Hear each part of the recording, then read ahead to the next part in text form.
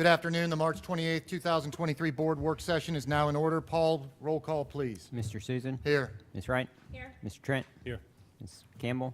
Here. Ms. Jenkins? Here. Please stand for the Pledge of Allegiance.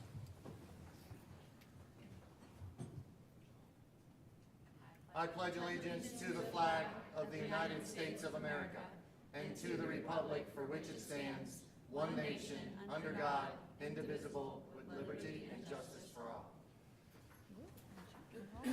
Just so everybody understands, when I do the Pledge of Allegiance, I wait for everybody to stand up because usually there's some veterans inside that take a little bit longer because of, or elderly that take a second. So if you hear me pause, it's just as I'm waiting for other people.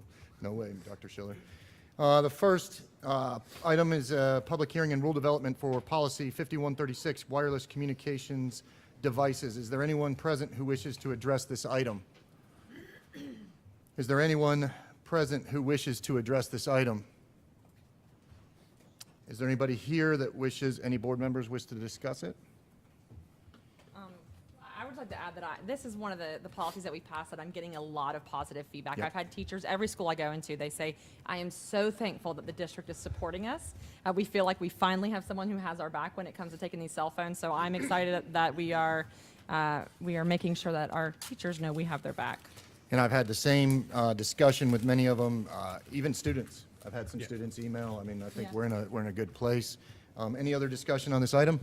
Yeah, I just want to make it clear to the public who is listening. The only changes that were made to this policy was to reiterate that you cannot record and post on social media, whether it is audio or video. There have been no other changes to this policy. This policy has always existed. Thank you, Ms. Jenkins. I would like to reiterate the fact that it was not being implemented, or it was not being enforced, and that was the issue that I think many of us were happy to do so with. And now that it's being enforced, we're seeing positive results across the entire county, and like to move on. Next is the public hearing and rule Mr. development Susan, I for would like Board to follow Policy up on that. 2521 Mr. Instructional Susan, point of Materials order. Program. Point of order. You don't get to decide when the discussion I is didn't over. know you were discussing. You moved on very quickly on purpose. So, Mr. Susan, if you would like to rebuttal what I'm going to Accusation that's say, not I'm founded. going to go ahead and follow up on that. There is actual data that proves how many times wireless communication device policies were actually implemented. So, please stop making blanketed statements to make an assumption that our staff was not doing their jobs. It's wonderful that we're reiterating it to staff that we have their backs, as well as to families to do it with their children, but stop making negative accusations against our staff and this school district. Thank you, Ms. Jenkins. I would not say that it was a negative. I think Mr. that there Susan, is you don't get to I am rebuttal a finishing my third time. conversation, and That it's is a your point of third order that time. I'm Point allowed of to do order. it. So here's Third the, time. excuse me? That is your third time. I'm allowed to follow up Mr. here. Susan, So, you don't get to follow up more point than of everyone order, else. Mr. Gibbs, am I allowed to speak without being interrupted by a former chair, a board member? Everybody's supposed to have 2 turns to speak Thank on you, a Mr. matter. I hadn't finished mine before I had to Yes, be you did, Mr. reiterated. Susan. So, anyways, moving on. Next is a public hearing and rule development for Board Policy 2521 Instructional Materials Program. Is there anyone present who wishes to address this item? If you guys are going to address the item, if you guys can come over here and stand so that I know who it is and we can just roll pretty good. Sir, if you can state your name ahead of time, that'd be great. My name is Gregory Ross. I'm a Palm Bay resident. Thank you. Good afternoon, board members. Thanks for allowing public comment on this proposed changes to the instructional materials program policy. Let me start off with an email response from board member Megan Wright to a parent that was concerned about the impacts of your book banning policy and the changes you have proposed. In response to this concerned parent, Ms. Wright wrote, quote, "Certain books reflect extremely explicit sexual encounters, drug use, abuse, and other matters that are not appropriate for children to be exposed to. First, I've yet to see examples of these explicit sexual encounters. Can you point to some books in BBS schools that have it? Additionally, the policy that you're implementing does not address explicit sexual encounters, does it? It does mention pornography. Are you suggesting that explicit sexual encounters are pornography? If so, Florida statutes, U.S. Supreme Court rulings, and common sense do not agree with you. The policy also does not define pornography. Why is that? I will tell you why. Because if you define it for all the world to see, everyone will know that pornography, by definition, statute, and court precedents, has to be very specific in its purpose, right? That purpose is that the materials must be intended to cause sexual excitement. Intended to cause sexual excitement. Can you provide your evidence that there are books in BBS schools that are intended to cause sexual excitement? If not, then you have no business using sexual encounters as an excuse to ban a book. Are you suggesting that reading about drug use and abuse, which exists in life, are damaging to children? Are you suggesting that these books condone the real-life behavior that is replicated within the text? Do you believe that children are unable to separate fact from fiction? Again, the policy under review does not address drug use, abuse, and the very undefined other matters, does it? Interestingly enough, your email does not go on to explain why you believe these things are inappropriate. Why is it inappropriate for children to be exposed to real-life issues, to learn from others' experience? You do state your goal is to protect children. Of course, you don't ever specify exactly what you are protecting them from, do you? The point is that some of you are hypocrites. Some of you ran on the platform of parental rights, yet here you are creating a policy that removes the parent's right to decide what is appropriate for their children. Even worse, you are putting that decision into the hands of a small group of unqualified non-experts.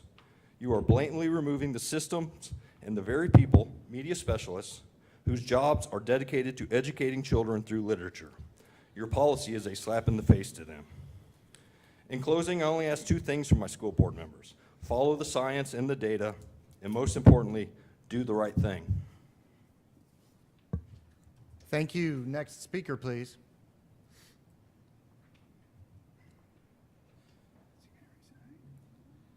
So I apologize if I ramble slightly more than usual. I didn't think this would happen quite so early in the meeting, and I haven't written anything down. So I'll try to stay on track. The proposed changes to the book review policy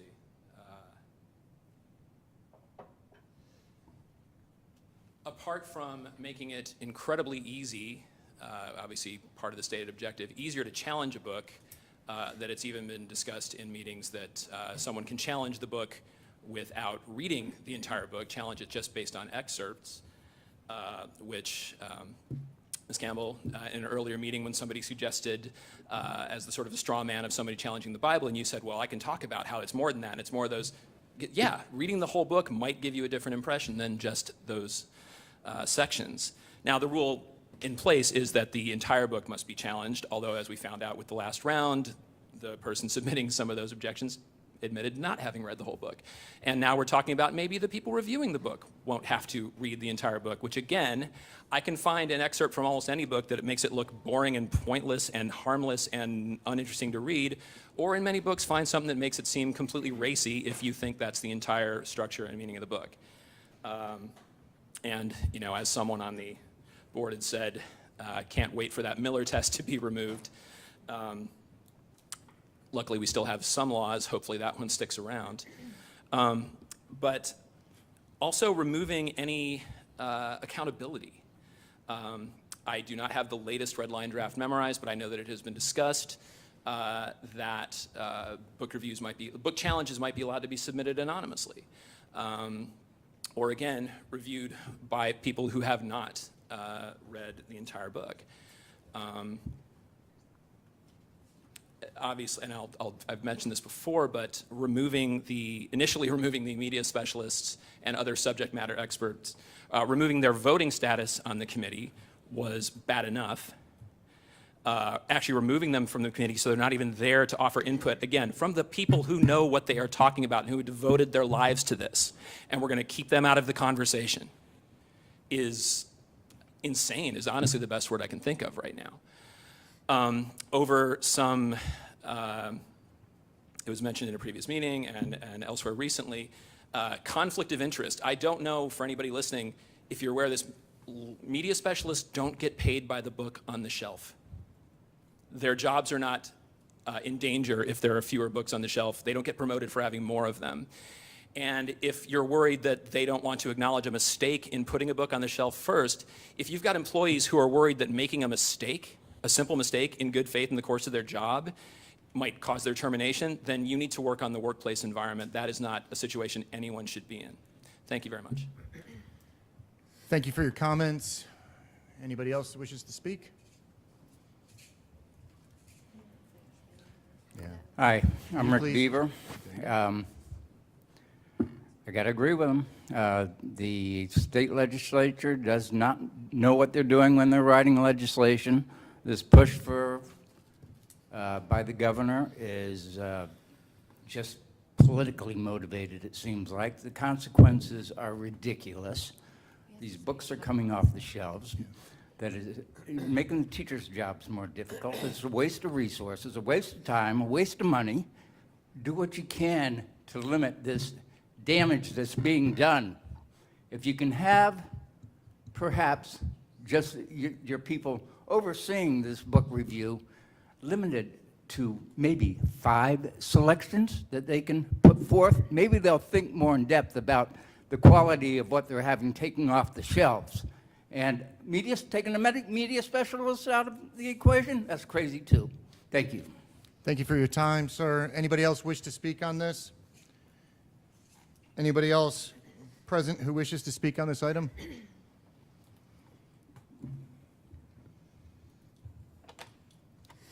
Thank you. My name is Katie Delaney. I wasn't going to speak on this today, but I just felt like I had to say something.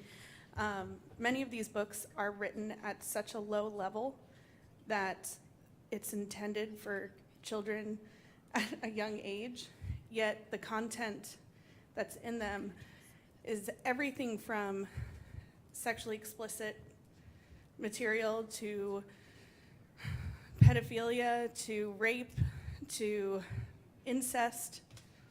This isn't stuff that our kids should be reading. We shouldn't be filling their minds with this garbage. And as far as the Miller test goes, that was intended for adults, not children. So I am all for this policy. I hope that this board, passes it. And, I feel like we should fill our schools with the classics, with things that actually are rigorous and make our kids think. And that's not, again, not stuff that's filled with things of violence and evil. Thank you. Thank you. Anybody else wish to speak on this policy? Anybody else wish to present? Anybody wish to speak? Nope. I would like to just add one thing to this. So I want to just cite the fact that there are 2 books to date that have been held back behind the counter because they were not deemed appropriate for the age. There have been no books that have been banned. And by saying a book is not appropriate in an elementary school or secondary school, it's not the same as banning a book. It's just saying we should err on the side of caution, protect a child's innocence. Parents still have the right to buy that book or to rent that book for free from a library. It is just strictly a measure to protect our children's innocence. And if anyone is spinning it differently, I apologize for the confusion. It is not at all what the intention is on the change of this policy. Thank you, Ms. Wright. Ms. Campbell? Yes, thank you. It's so easy on an issue like this, as in so many issues, to run to the extremes, and I just think it's not helpful. It makes headlines, but it's not helpful. So I just want to go back to some facts and some responsible ways of looking at things. This is the way I look at things. I'm not saying I'm the only way or the most responsible way, but just looking at the facts. First of all, it's been mentioned to us many times. I know that my fellow board members are included on all the emails we've been getting the last few days. It is not any parent's responsibility to dictate to any other parent what books are on our shelves. Whose responsibility it is this school board. By statute, this school board, school boards across the state of Florida, are responsible for every instructional material purchased with school district dollars in the state. And so it is our responsibility to form these policies. This process, which has been revised, but even in its original form, was not suggested by Neola. This is our Brevard-specific process, and we can revise it however we'd like to within the bounds of the law. We've hashed some things out, especially the last session. We've come to some compromises. There's not a single person on this dais who got exactly what they want out of this policy, but we came up with something, and this is where it is. And so the responsibility for ultimately is not the media specialists or the parents, it's this board's. Now, we obviously can't read through every book, and that we have designated to the superintendent the responsibility to oversee the people who do. And the media specialists still have the responsibility to review, according to our policy and according to their procedures, their collection, to add books to the collection, to follow the law, to follow the DOE's recommendations that have been put out. That is the responsibility. This committee is for when, after they've done the responsibility, if there's a challenge, and the challenge could be from a conservative person, from a liberal person, from a parent. By state statute, it can be by any parent or resident of our community. It doesn't even have to be a parent. So we're following the law on that. Just to clear up some misconceptions, our committee, the committee is now only going to be made up of 5 school board representatives as well as an ex officio person from the district. But the committee, according to our policy, even though we talked last time about doing it differently, the committee members still are responsible to read the whole book. I just want to clear that up. The person applying it doesn't necessarily have to, but this process, the formal review, the committee members are still going to have to read the whole book. We're giving them a week for every 100 pages. They're responsible. Now, I will tell you that I've watched those 2 committee meetings, and I actually think there have been some committee members on that who didn't read the whole book. That's my opinion. I'm just guessing, but they're responsible to. there is also an informal and a formal process. And the first thing in the informal process is not yank the book off the shelves. It is a formal process. But I will tell you, board, I think one of the things that we're going to have to be careful, and this is the beautiful thing about policies. If they're not going well, we can revise them. I think one of the things that might happen and that we have to keep an eye on, and I'm sure these are all going to come to us through leading and learning, so I'm sure we're going to be aware, unintended consequence that we may have to guard for in the future is people frivolously putting books on, shelves. And, I don't necessarily agree with one of the commenters who says, yeah, all classical. I mean, honestly, I don't think that, what's the book about the 6th grade boy? And it's totally a boy book, and I'm not a fan because of the grossness. And when I say grossness, I mean like 6th grade boy grossness. I'm not a fan of that. I wouldn't call that classical literature, but I don't have a problem with it being on the shelves because it gets 6th grade boys to read. So, too many potty humor jokes, it's fine. It's on there, right? But we're not talking about, if we have people start frivolously putting these things, we may have to come back and refine our process. And again, this is a Brevard-specific process. We can make it what we want to. But I think a lot of the concerns that people are having, it's not going to take everybody's away. Some people would rather us not have done this at all. But we've not done what people are purporting that we're doing. And we can always go back, and if people do abuse or take advantage of this opportunity, I would hate to think that anybody would do it spitefully. But the world that we live in, you never know. Thanks. Thank you, Ms. Campbell. Anybody else wish to speak on this item? Yep. Okay, Ms. Jenkins? So I just want to clarify something. There have been 2 books pulled behind the shelf and 1 was removed. Not saying I agree or disagree, but just to clarify the facts, there was 1 removed from our district. I agree. Sometimes we're running to the extremes, but I also understand people's hesitation because the modification of a policy can also open the door for us to continue to run to extremes. So I understand the hesitation there. I just want to read into the record the 3 lines that are there's more than just these 3 lines being stricken out, but it's something that resonates with the public here today, as well as emails we received and things that I've already stated that bother me, but I want it in the record one more time. So we are removing 2 school media specialist representatives of the grade band of the book in review, a principal or assistant principal representative of the grade band book in review, and a content specialist or a resource teacher. And the reason we made these decisions in our discussions was because we believe that we should remove the experts because of an unsupported argument of bias or a conflict of interest. And I feel like this is just another time where we have made decisions with no real fact or reason behind it. There's no real, actual, logical explanation to remove more people who have an expertise in those areas off of that discussion. Because as we've said ourselves, the process was already in place. It was working. 1 book removed, 2 put behind a shelf. So it leads me to believe that there is a reason why we're removing these people. Again, I know where the majority of the board sits, hence why we're here where we are today. I wanted to read that into the record one more time. Thank you, Ms. Jenkins. Anybody else wish to speak on this item? Without hearing any, we move on to the next one. Next topic is Board Policy 3210, Standards of Ethical Conduct. Does anybody wish to speak on this item? Those aren't public hearings. So No. I know. I'm talking about us. I apologize, board members. Yes, you're right. Does anybody from the board wish to discuss this item?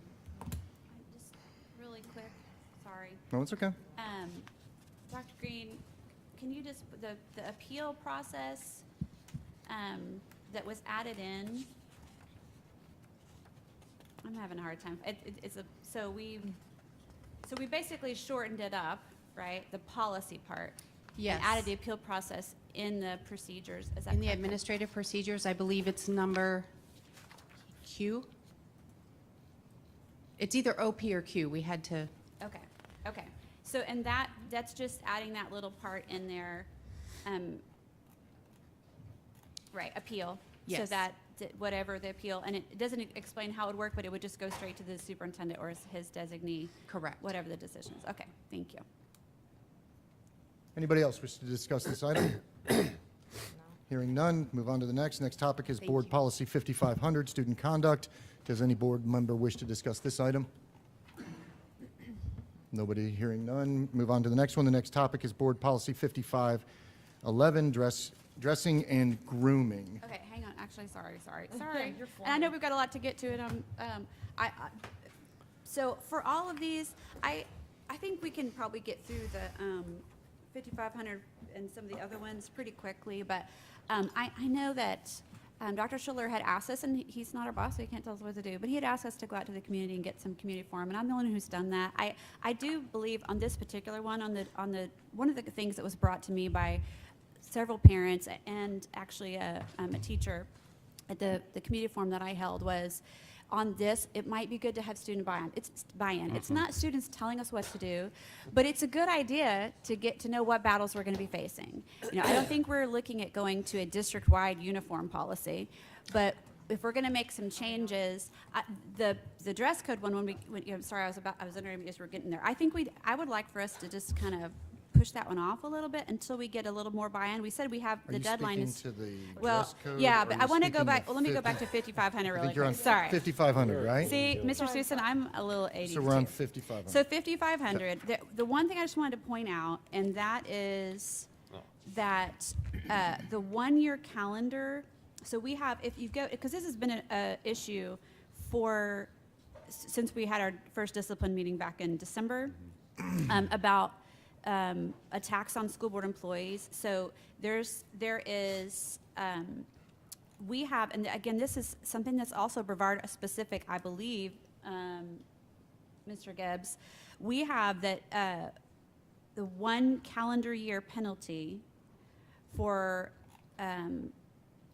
laying hands with a battery, it's not physical attack anymore. It's Dr. Webley helped me because I asked you this question. Is it harassment?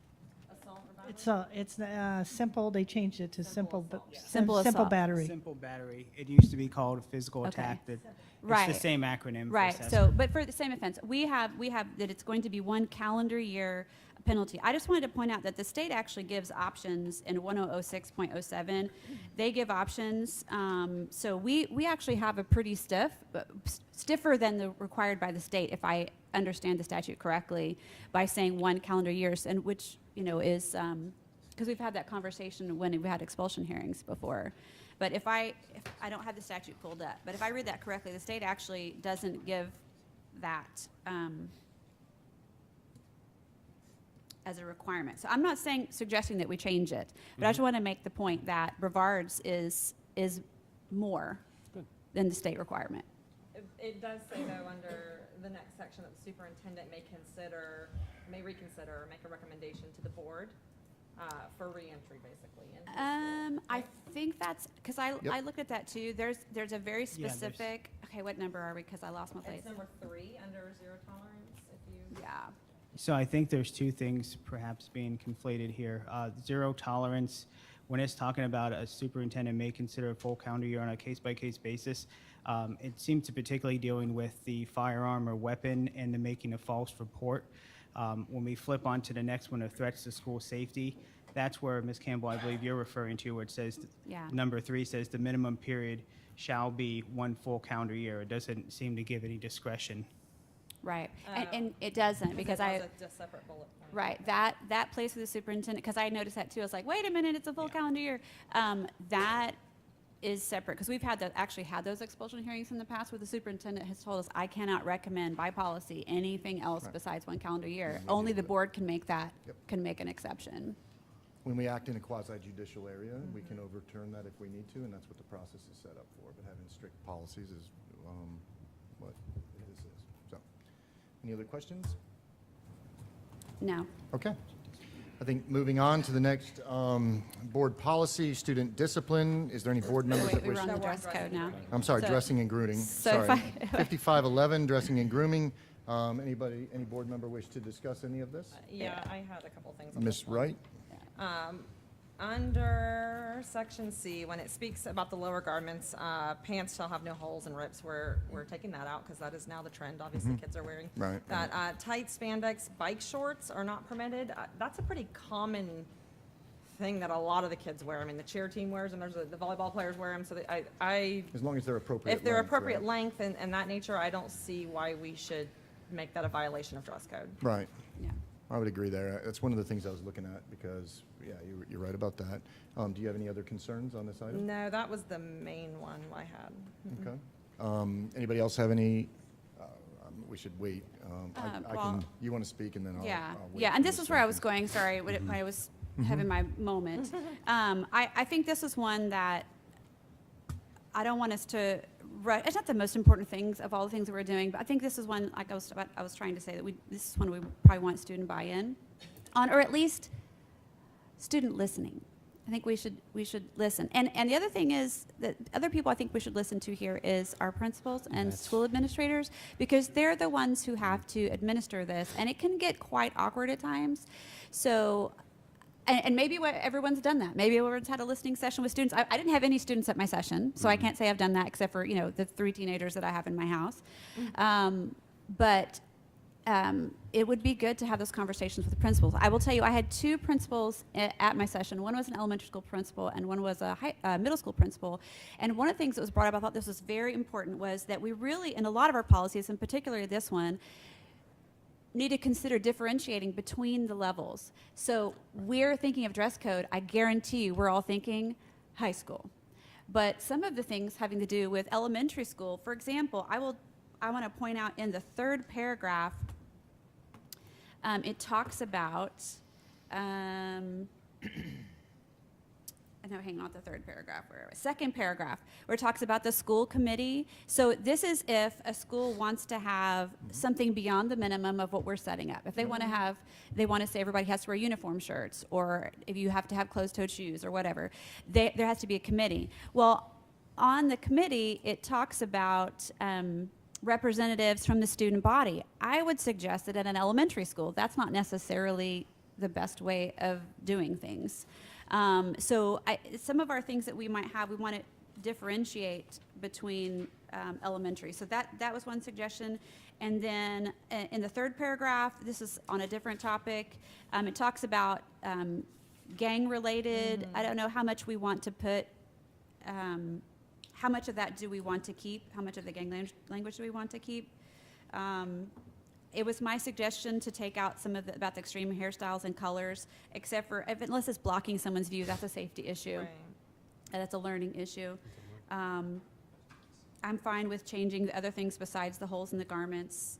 And then also under accessories, tongue rings, I don't know that it's worth fighting that battle. I mean, I just think there's some updating that we need to do, but it might be good to look at it. And then if you look at the Neola, which is what we had at first, the 2nd Neola, they scratched the line that says,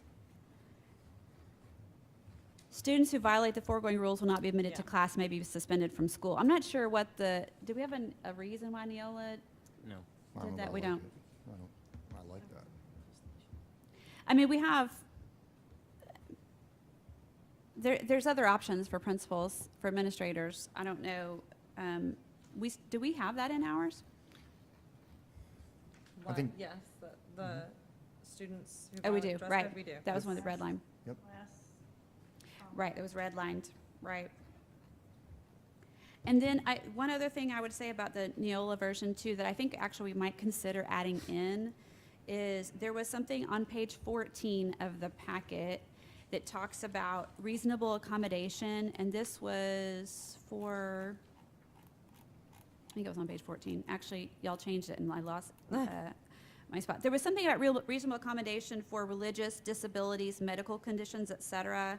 And I think it would probably be good to add in there. And obviously we have students who we have some students who come from certain Muslim backgrounds, and they wear a head covering. Also, we've had students who have had either cancer or some other type of medical condition who we've allowed to wear scarves.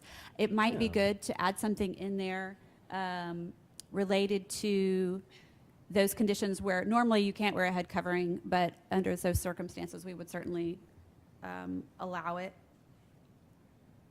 That's all I've got. I don't know if we're ready to make all those changes today. For point of clarification, the gangs portion of it, you were not wanting to keep that in there, or No, were you? I'm not the expert on that. It's an old policy.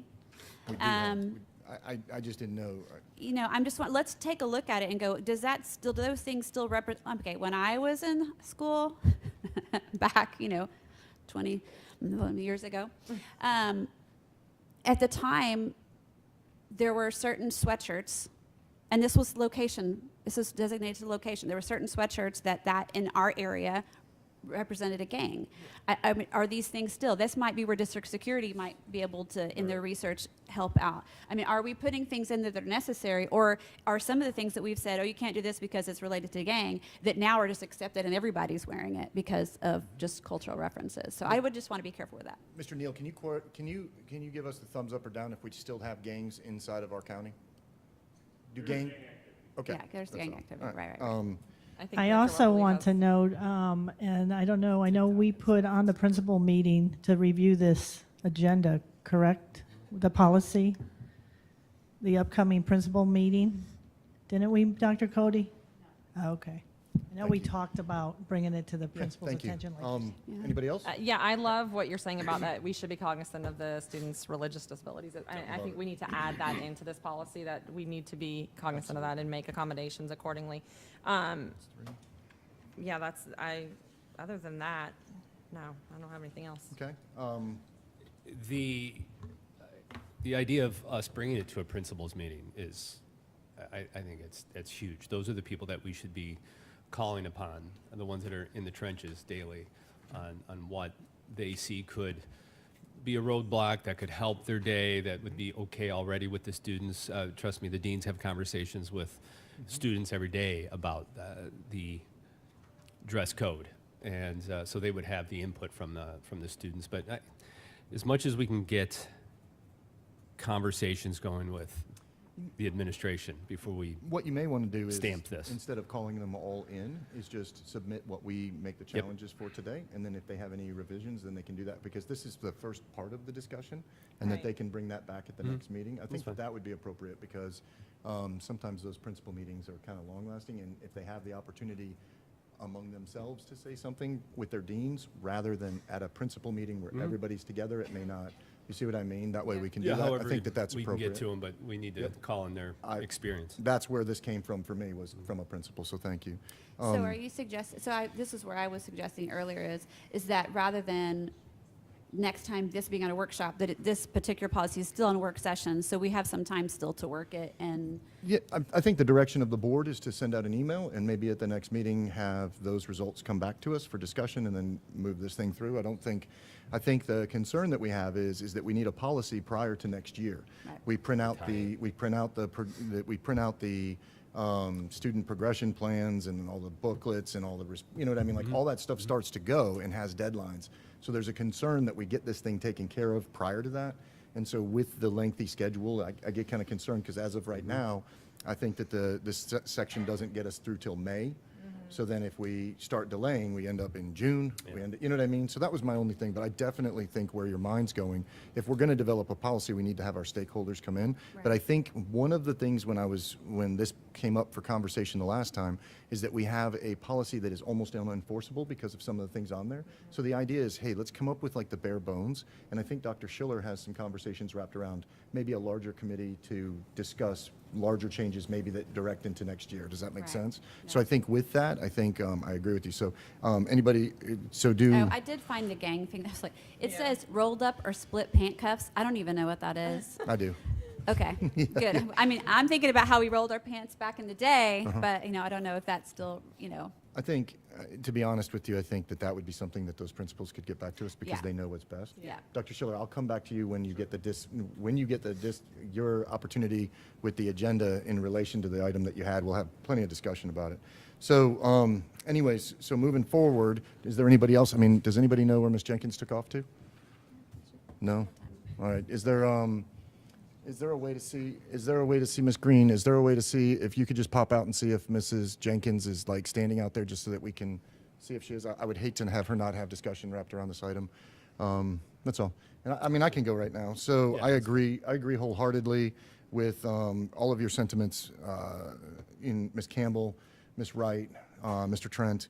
I think that this is good. I think one of the issues that we were having that I had is many of my principals were saying that part of it was unenforceable, so they have some parents that would come in and say, well, if you can't enforce this, then you can't enforce that, and it became a quagmire, and our school district was caught in a bad situation. So I think with the revisions that we have, and I want to thank you guys for coming forward with these, I think we're in a place where we can get there. And I think the actionable item is... Yeah, okay. You're having, the actionable items is going to be to have the principals go ahead and have some sort of reflection, and then set this on a probably 2-week window to come back. That should give plenty of time to have those.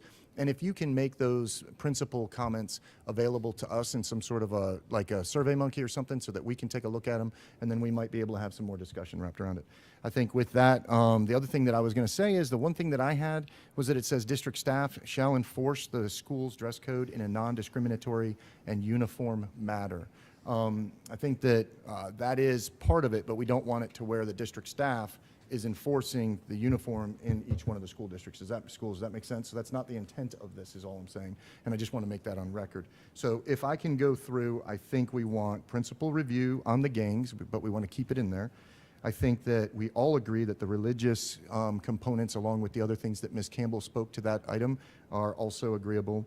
I think that there was conversation wrapped around suspension and not admitting back into class. I know how we used to do that before, was that you were, if like the school teacher would say, hey, you may not have the appropriate clothing on, here's an option that you can use to go back to class. Right. But in the event, but giving them that option to suspend, I think is an option that I think everybody kind of agrees to, that we give that local to the schools for suspension or not being admitted to class. And I think that there's been a very long track record of principals being able to find a way to get that message without making those kids lose class time. So does that give you direction?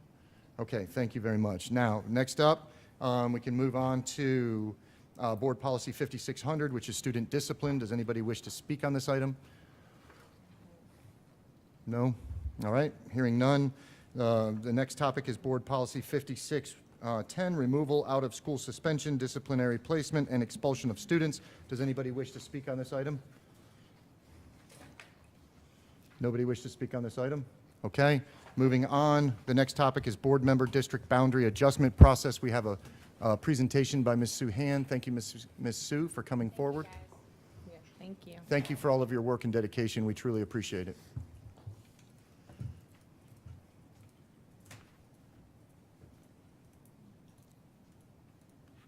Great points, Ms. Campbell.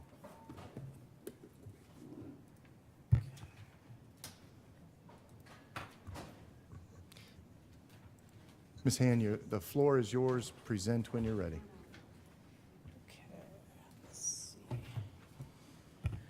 Good afternoon, everyone. So I have 4 topics on the agenda this afternoon, and I'm going to cover them sequentially, hopefully in one presentation.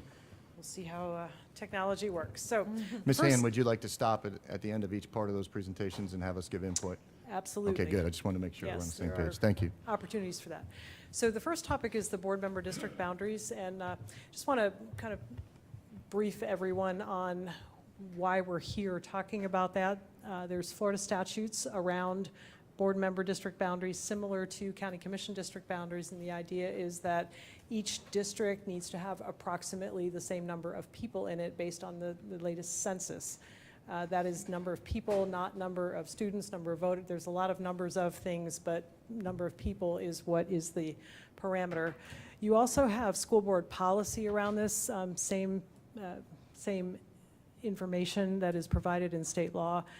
This is required to be done in odd-numbered years, and note the language shall not disqualify an incumbent member during his or her elected term. So I just want you to be aware of that as we go through and take a closer look at the maps and such.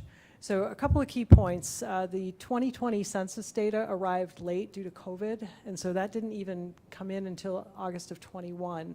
And then the county stood up a pretty extensive project for the county commission redistricting, and you have attached to the board agenda item, there's something called additional information package regarding the county's process. And I've pulled down all of their minutes. There's links to their website. So you can kind of see the extensive project that the county undertook to analyze their district boundaries. Ms. So Hand, that document was, I think, 380 pages. It's huge. Yeah. They Thank you. had, I don't know, 6 or 7 seven Yeah, meetings. Nine Yeah. pages was us, and then the Yeah. 380 was Yeah, the them. front end was relating to the school board, but the back end had extensive data about the county's process, just to kind of give you a perspective on what that type of process could look like. So the county commission has a somewhat different scenario because they are under a charter, and their charter prescribes their process. So their process is not necessarily our process. So they created a 15-member redistricting committee, and they had several meetings. 5 of them had content that was more robust, and it was kind of an iterative process. Let's move lines here, move lines there. And ultimately, they accepted the committee's recommendation with a vote of 3-2 in November of 2021. And that, to some extent, answers the question of why we didn't do this in 2021, because there just wasn't enough time for us to do anything regarding this from the time that the county commission concluded their work and the end of 2021.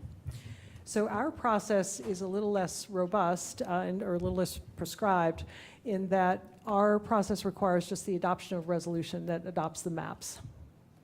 We can do a more robust process similar to what the county did, but that's not required by either state law or board policy. So again, we can only change districts in odd-numbered years, and we cannot disqualify an incumbent member during his or her term. So this chart shows the data for the school board member districts and then for the county commission districts.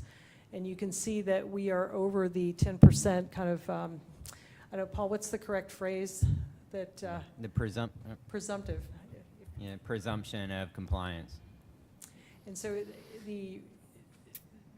our goal would be to end up under the 10% when we do the redistricting. And that is where the county ultimately landed, and you can see there the changes that were made in their districts. So the next slide shows the board member maps, and the pastel colors are the maps for the school board boundaries, and the red lines are the boundaries of the county commission districts. And then on the right side of this graph, you'll see a blow up of the kind of the center of the map. And this is where a lot of the growth has occurred, as well as in South Brevard, that is kind of driving the fact that we need to adjust our boundaries. And the black stars that you'll see in districts 3, 4, and 5 are the location of our incumbent board members. And so drawing the lines exactly as the county has them would potentially create issues for District 3 and District 5.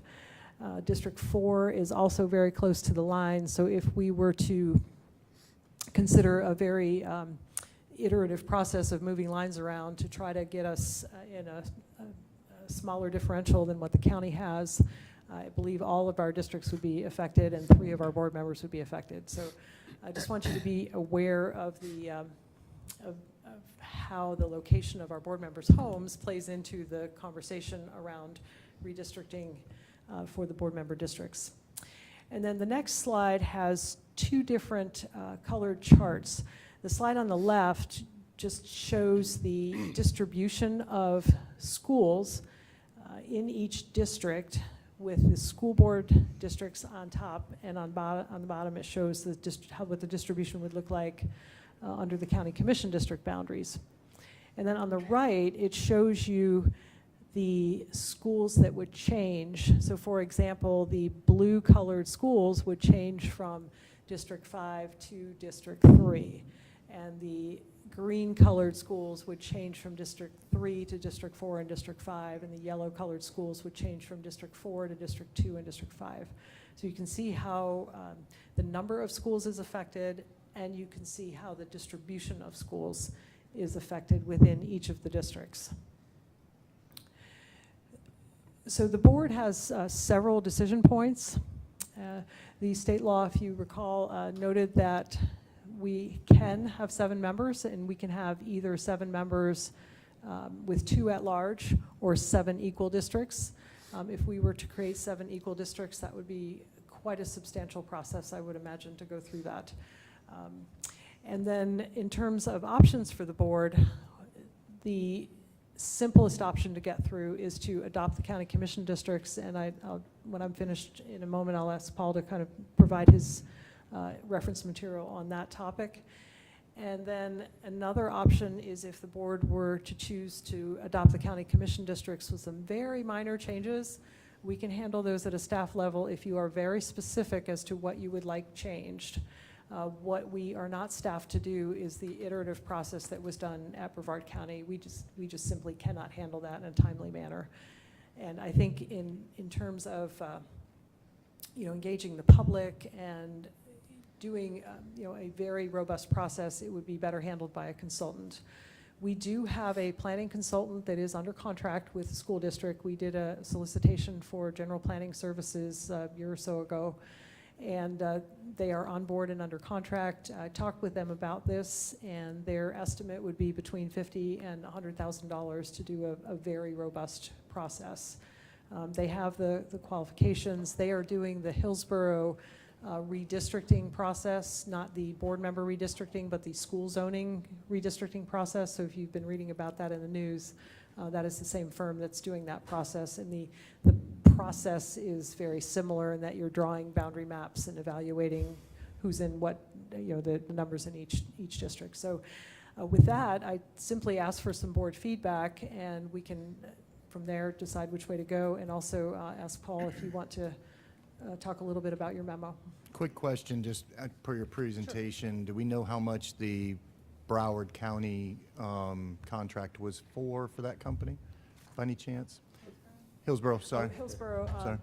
no, I don't. I suspect it was quite a bit more because Yeah, 'cause they're bigger. It was bigger, and there was more to it than Okay. just the board member districts. Okay, thank you. Is that because they have at-large districts, or there was more? No, they were districting schools, not board members. Okay. So Gotcha. so Okay. it was a different process, Completely but different. similar. A lot more nightmarish. Okay, thank you. All right, anybody else wish to discuss this item? Anybody want to throw it in there? Okay, Ms. Campbell? Yeah, well, let me start with the elephant in the room, because unseating a sitting school board member, that's obviously an issue. And I did reread through the memo that I actually sent, the AG opinion that I actually sent to Paul. He sent it back out to all of us, and that makes me feel a little bit better, but I'll be completely honest. I'm not super comfortable spending almost my whole term not living inside the boundary of my district. So, but with that, I want to go through, when you look at the maps, and I don't know, Sue, could you go back up to the maps? And it's hard to see some of it when it's laid on top of each other, but if you look at the county commission, I'll just look District 5, for example, County Commission District 5, there on the left, that's in the red boundary.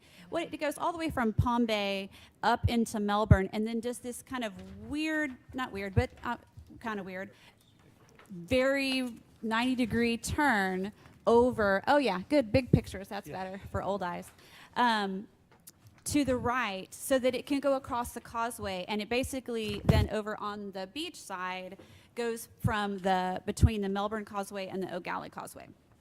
So, and then the same thing if you look at District 4 County Commission. Remember, we're looking at the red lines. It covers, a lot of this Vieira area. Of course, on the left, there's nothing out there but swamp, but for right now, a lot of Vieira area and Melbourne, and then it also does this jaunt over to the beach side.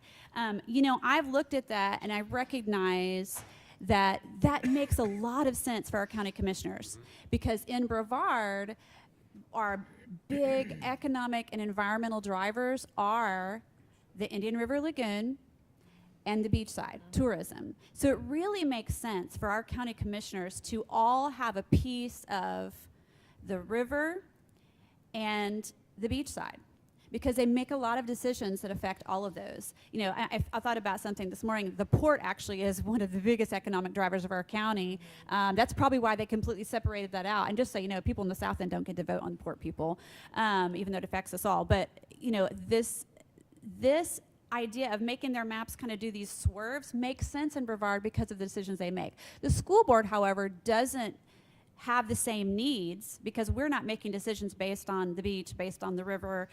So the even number of schools, to me, is really important.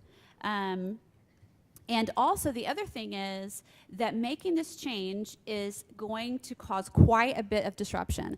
Now, I acknowledge that any kind of redistricting that we're going to do when it comes to our board members is going to disenfranchise some people, for one. And let me define what I mean by disenfranchise. There are people who, and no offense, Ms. Jenkins or Mr. Susan, there were people who've been really excited to vote for the next school board race in District 3 and District 4. If we redo this, there are over 40,000, actually almost 42,000 voters. I'm not going by population, I'm going by Supervisor Elections website. Almost 42,000 voters who were supposed to be able to vote in 2024, who now would either be in District 2 or District 5 and would not get to vote in a school board race until 2026.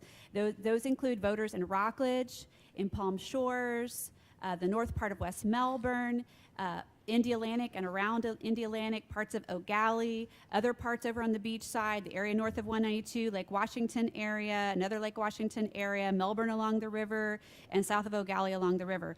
A lot of those areas then would be in districts now, either District 5 or District 2, and would not be voting in the next election. They would have to wait 2 more years. And we would have almost 38,000 who would get to vote again, who just voted. And maybe that's not as problematic, but to me, that almost 42,000 is 9% of the total voters in Brevard. So we'd be telling 9% of the voters in Brevard, you thought you were going to get to vote next time, but now you're not. Now, anytime we do redistricting, that's going to happen with some. So to me, besides having an even number of schools, because of our responsibility to visit schools, and and it's not that we have oversight over those schools, which many people misunderstand, but those are our schools to build relationships with, to when someone has you guys have been on the board long enough to know that if someone has a complaint about a school, they're going to come to you. It doesn't mean that you're the one who's going to fix it all, but that's who you build relationships with. So it's important to have an even number of schools, but to me, the biggest thing is this change. And so my priorities as I look through is, one, even number of schools, but as little disruption as possible, and to disenfranchise as few people as possible. Contract over 50,000 will require board approval. So if you choose to go this way, I would get a scope of work and a price, and hopefully get that on your next board meeting, potentially the 25th, depending on how long we work through the details. And that scope of work, in order for you to go to do that, would have to be that we would give you what that scope of work is currently today. Then you would go get to the procurement to get the individual, to get the company at our next board meeting, which I think is April 11th, right? Yes, sir. The next board meeting's April 11th. Probably would have them come in maybe during the workshop and talk with you about scope, just to make sure that we are in fact meeting everyone's needs with scope. They've been advised that we're having this conversation today, and depending upon the outcome, they're prepared to support the project. Okay. And then just in curiosity from you, when we talk about the level, you had mentioned that there was one way of doing it, which was just a couple of little quick decision makings involved. Do you have any concerns over if we were to go to a consultant over time for staff and stuff like that? So I think the only way to do a robust process in a timely manner is through a consultant, and we would manage that, and that's just part of our work. Okay. I don't feel like we would be able to adequately support the entire effort of moving lines around and generating reports and things like that. So we certainly could support the logistics of having a consultant on board. And Ms. Hand, just for point of clarification, over the summer, is that not your largest, heaviest amount because of the procurements and all of the work that we do inside? So yes and no. So like Dave Lindeman is buried. Karen Black, our planner, would be working through this with me. We're both buried too. Okay. She'll be working on the educational plant survey that I probably will talk about a little bit later. So that's her big project coming up. So yes, we're thinly staffed, but we do our best. Just wanted to try to figure out the whole scope. Okay, all right. Thank you so much for those questions, and thank you so much for that presentation. I think it's well written. Anybody else wish to speak on this topic? Yeah. Ms. Jenkins? So I am going to say first and foremost, before the naysayers have something to say about it, I'm well aware that even with what I believe should happen, my seat will no longer be in District 3 just because of where I live in my district. I'm a realist to that. So what I'm saying has nothing to do with where I live and what district I'll end up in. And Ms. Campbell, it's different for you because I hear you when you're saying you're going to be sitting in an entire full term. And I hear and I acknowledge that. And you actually are right there on a line that could possibly be manipulated to where you stay in your district if we do something different than county commission. I don't do this job, so I don't even see how that would even be a possibility for me. So just before naysayers use that as an accusation as to why I'm about to say what I say. I too believe that it is our responsibility to draw these maps to best serve our students, our schools, and the communities in which those schools serve. I understand, just like Ms. Campbell had expressed, why County Commission drew their maps the way that they did because of their roles and responsibilities, and I think it's our obligation to do the same for the population in which we serve. So there will be a disproportionate amount of schools in certain districts if we do redistrict to county commission, but it's not even just the numbers of schools, it's also the type of schools. And so one of the largest districts, which would become District 2, would then have 8 secondary schools, which is extremely disproportionate to the other districts. I think the other thing to consider too, again, it's not saying I would even stay in District 3, but if District 3 became what County Commission is, something to consider is the voting base in that district. There is a significant portion of the population that's voting that doesn't have children in schools. And so that's just something to take a consideration of, the amount of schools that would be in that district and the voting base that would be voting for it. Not to say community doesn't have an input on their schools, they absolutely do. But again, it would be very varied from the other districts that are voting. So I think that's something for us to consider. I think another thing we need to pay attention to as well is the county commission redistricts because they were above that 10% line, but they only brought themselves down to 8.5%. And we all know, especially in the world of education, we've got growth in 4 and 5 happening. Right now, 4 and 5 are the largest districts we have. 3 is not that far off from it. I think it's about 3,000 or 4,000 below. So I don't know if it makes sense for us to simply redistrict to just have to do it again in the near future because we know of the expected growth rates that we're going to have in those 2 areas. It's not as simple as a potential suggestion of carve-outs. Number one, that doesn't serve the purpose of the claims I've heard that it's easier to mirror county commission. If we're not going to mirror county commission, then carving out doesn't make any sense either. And it's confusing because 4 and 5 are stacked on top of each other. They're the 2 largest. One can't just simply give to the other because then it creates a new problem and it floods. So I believe it is in our best interest to have an outside consultant deal with this.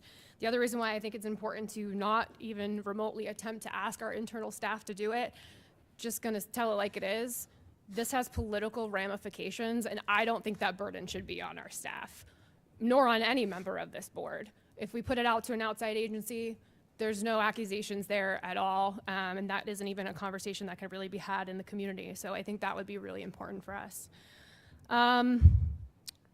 There has been many comments out there that mirroring county commission would be easier for the supervisor of elections. And so I spoke to the supervisor of elections because I wanted to understand what that meant exactly. And he did say to me, yeah, it would be easier. And when I asked further questions as to what does that mean, he told me it doesn't change the polling location. It doesn't change the number of polling locations. What it could potentially, keyword potentially, change is there's a rule in place where your precinct has to be all encompassing. So you can't have a precinct where someone votes in one county commission and a different school board and someone in that precinct is voting, I'm sorry, I said that backwards. You're all voting for the same county commissioner, but people in that same precinct are voting for 2 different school board members. You can't do that because you can't print ballots that way. But right before I was about to ask my follow-up question, he posed it for me. He said, we don't know how many of those even actually exist though. We're looking into that. So yes, it's a theory that it's simpler and it's easier for the supervisor elections, but we actually don't even know what the actual problem is and how much simpler it would make it. And to be fair, they've been doing it all along. It's not that they can't do it. But he felt like it would be unfair to say, no, it wouldn't be simpler, but very readily admitted he doesn't have the data to prove what actually would be fixed if we did that for him. Another thing to consider that we've been hearing out in the public is that it's going to save us money. Sure, it's going to save us money on the one-time consultant fee.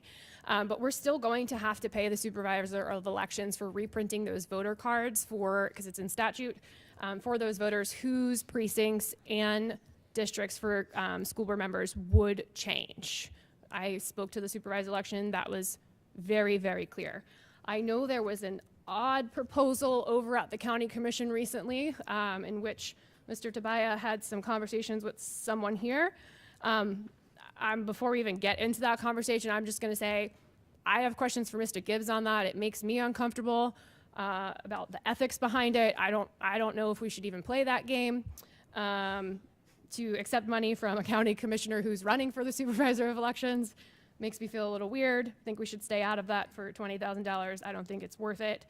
But again, my ultimate concern here is, nope, not my house, because I'm pretty sure it's going to be out of District 3 no matter what, even with the suggestion I'm making. My concern is for the schools and the students that we serve. I think the disproportionate representation doesn't make any sense. And are we discussing increasing school board members yet? No, that's not going to be discussion. Okay, because it's on there. So, She just used it. It's in multiple words. I'm sorry, say that again? Nope, it's not. We're not discussing that. No, I just simply disclosed that that's part of what's in the statute. Got it, You all okay. Wanted to consider that. Okay. I just want to make that clear to the public who's paying attention, because people are absolutely watching this part of this workshop. So I just want to make that very, very clear. Okay, thank you. Thank you, Ms. Jenkins. Does anybody else have anything to say? Yeah, so this process is not going to be, it's not going to be an easy process to redistrict. I would like for the public's perception and their understanding, what is the ramifications for us being over the percentage? Mr. Gibbs, can you share that? Yeah, we're subject to lawsuit under federal laws for disproportionate representation. You know, one citizen, one person, one vote laws and things like that. We're supposed to be equal. Okay, all right, and Brevard poses some challenges because we are so long, and so it's a little frustrating when they're looking at the population, not necessarily the number of children that are in the schools. It causes some complexities that we have to look at. I understand that this is a huge undertaking, so Sue, thank you for what you've presented to us so far. There's still work to be done. I am in favor of looking at the consultant because I think we are going to need someone that is going to take a deep dive into this. And that's all that I have.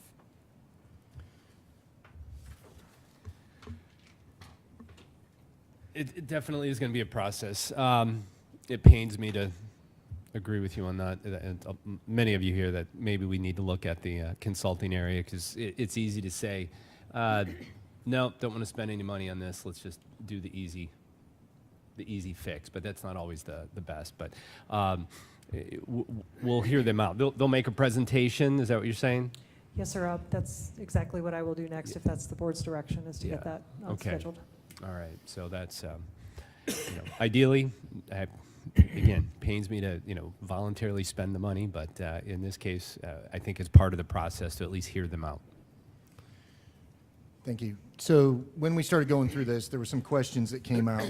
First one is that it's not legal for us to develop our districts based upon schools. It's not. We're supposed to represent all schools. And what I would propose in that relation, because it's going to create a layer of just chaos to try to say. So here's, for instance, if we take that and separate that, we can get very close to being evened up, and let me explain how. My northern border, I have McNair, I have Anderson, I have other schools that are a part of my school. I represent people that are inside of it, but I don't represent the school because the geographic location is not in my school. But there is nothing against all of us taking the time to separate that aside, which by statute we're not even allowed to define as, and say, we want to just take a look at defining which schools we can represent. And it might be that the geographical location of that is not in our actual district, but actually we can represent them. Even if it's not inside of our geographical location, we can still take that on. And I love that idea better because we have, just like it was pointed out, many different variables. So you have some of us that have more Title I schools than other schools. We have more high schools than other schools. We have more, and it's set up that if you try to take that as a layer and put that into the development of it, it becomes a significant problem. So like I have students, like just for instance, 400 of my students attend Edgewood. Like 200 of my students attend West Shore. So like when we even start talking about representing those schools in those districts, it becomes a quagmire because when you look at the cross references, you have people that like, you know, my district has kids that are in Satellite, Delora, you know what I mean? Like it's just, it's not the same thing. So I would say that if we are to move forward in whatever direction, the first thing we should do is separate the conversation of schools out. And that's what I would like to talk to you guys about before we even get into the rest of it, because I think that the consultants would like to see part of the conversation. What we're talking about doing is trying to meander lines based on two factors right now. One, schools, which was a large conversation, and two, based on our based on our population that we have, right? So I would like to entertain removing that component and separating it, and then ask staff to just, hey, give us a kind of a judgment of what you think, and then that way, I don't mind reducing a school that may be geographically in my area, but is actually gonna help. Because if we have an even number of Title I, an even number of middle, elementary, high schools, and the other thing is that I might disagree in the fact that having those beachside schools brings in a host of other type of situations that we would also be able to talk about. So I think that there's a lot that we discuss in relation to schools that have not only a statutory ruling on this, but also that we can't. But I think it would also help us in this process, make it easier for staff. What do you guys, I'd like to open up discussion on that. Yeah, I'll respond first.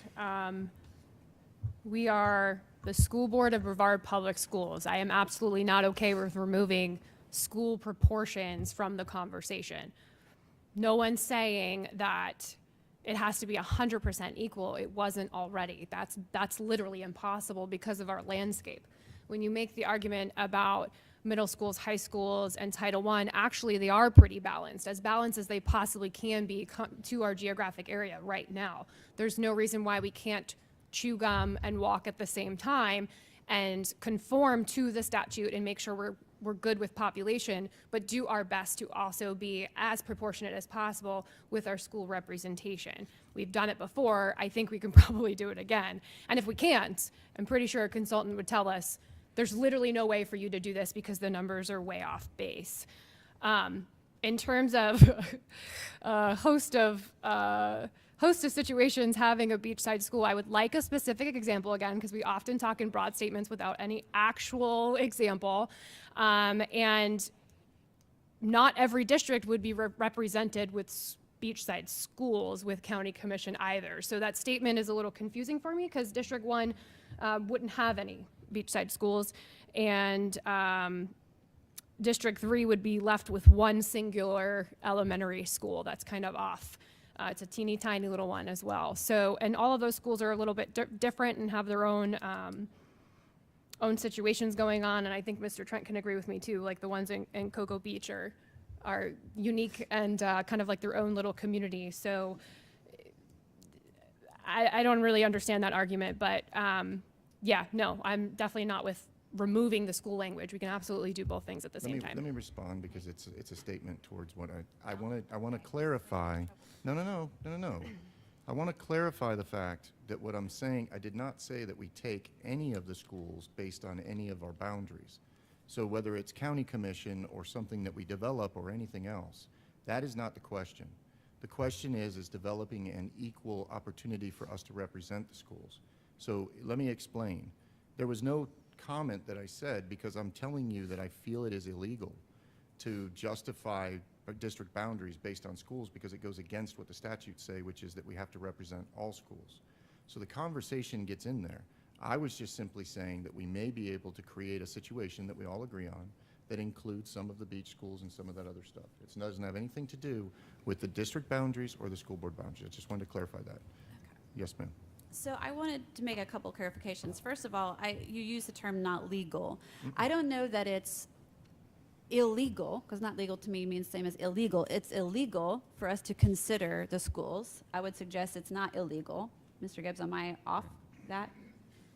Statute just says board members represent every school in the county, Right. so it doesn't That's my say second you clarification. can't draw lines to try and balance schools within your districts if that's the direct. If you can do it and still comply without, gerrymandering for discriminatory purposes. Right. So I understand, but it's not that it's illegal for us to consider that as we're having the conversations. And the other thing is, and I think this takes, I'm not completely opposed to what you're suggesting, Mr. Susan, if we get to the place and we're really off and we know that, for example, Sunrise is within the boundaries of District 5, but a lot of the people who go to Sunrise actually live in Malabar. And so if we get a little off, then maybe Sunrise becomes a District 3 school instead of a District 5 school, or something similar, especially where District 2 and District 4 are really tight in there. We make some adjustments there. I'm not completely opposed to that. But what I would say is, I think the whole idea of representing, I don't represent the 17 schools that I'm responsible for. I'm just responsible for visiting them, for building relationships where because we have been criticized actually by staff before in our board reviews that we frequently in the past have said, my school's this, my school this, like I'm only looking out for my schools. The county commission does that. I think they're probably a little more, that's probably more of their responsibility. But we can't get that. We can't get territorial. I'm taking care of my schools. Because that absolutely is not, by statute, we are responsible for making decisions. Once we're elected from our districts, but we make decisions for the whole county for the good of every school. And we have to say that, keep that focus. So that language, because language is so important to me, we're not representing, we are visiting. So I'm okay with maybe making some adjustments if we get there, but I still think this is important, not the most important, but is an important part of the equation. And I do have to point out what Ms. Jenkins says is actually true. I've looked before and I'm like, you know what? We all do have a low-income area. We all do have a high-income area. We all do have some areas of growth, and we have some areas of atrophy. We may not all have rural areas. I'm not sure how much rural is going on over on the beach. Oh, you've got Malabar, so yeah. So we all have a little bit of chicken raising going on in our districts too. So we actually have really good boundaries. I feel like to represent so much of our county. I mean, no, I don't have beachside schools. But I have other affluent areas. I have West Melbourne and Bayside Lakes, and so. But I also have a lot of Title I in the Palm Bay area and around University Park, and so I think we're really well balanced. And again, another reason for just trying to make those few tweaks rather than a lot. So I don't want to take it. I don't want to make I'm not comfortable with making a resolution that says we're just not going to talk about that anymore. But I am comfortable when we get there and we don't hold that up as the highest value. I'm okay with that. Anybody else? So what I was looking for is you have two members that are not in favor of trying to create a separate system. I was trying to see if there's anybody else that would like to try to create it, because to be honest with you, all it is I'm asking to have it separated from the conversation.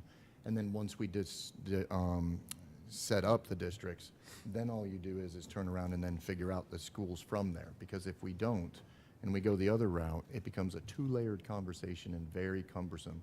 And then what you end up with is a lot of conversations that are wrapped around that too.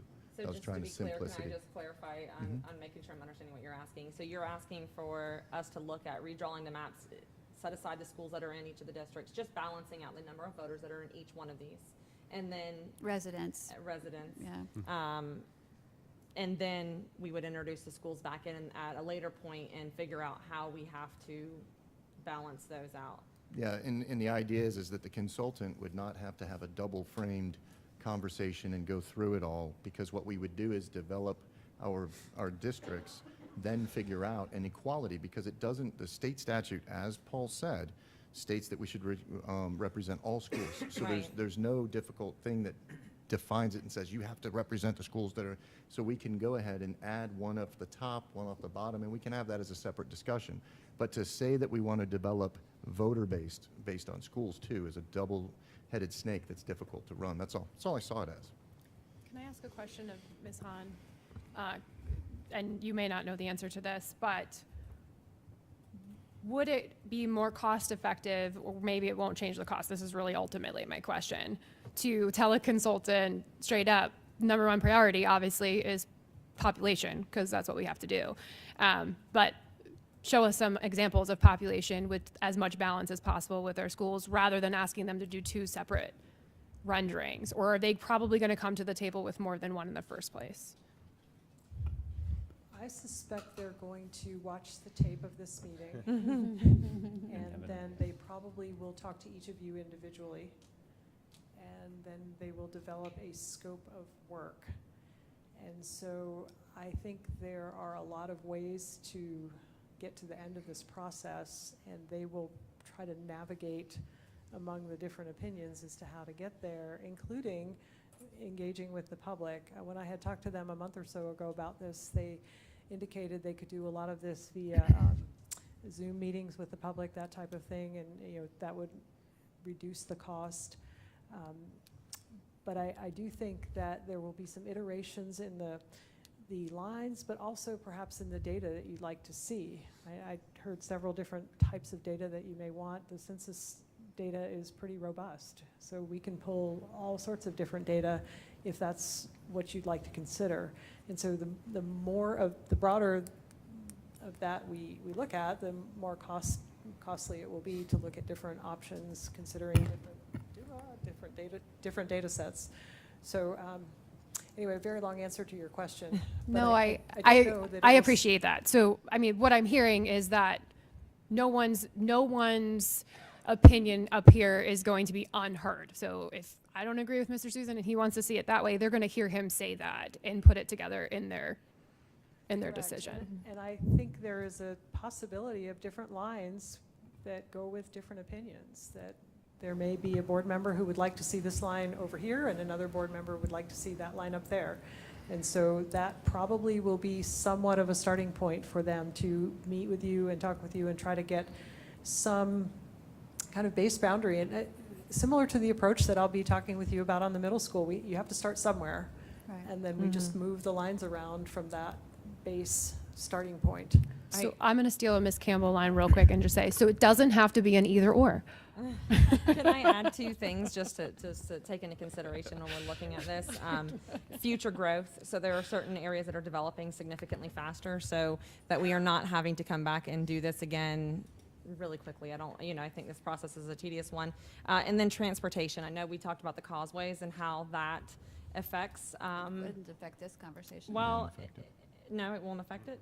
This is just who votes for who. That's Okay. the problem we run into is, and what I was trying to avoid is, we're going to have this conversation where if we don't separate the schools, we will then begin this conversation over the schools. And what ends up happening is we have gerrymandered districts like we do. Like if you look at it the way it's written up through Rockledge and everything else, it is.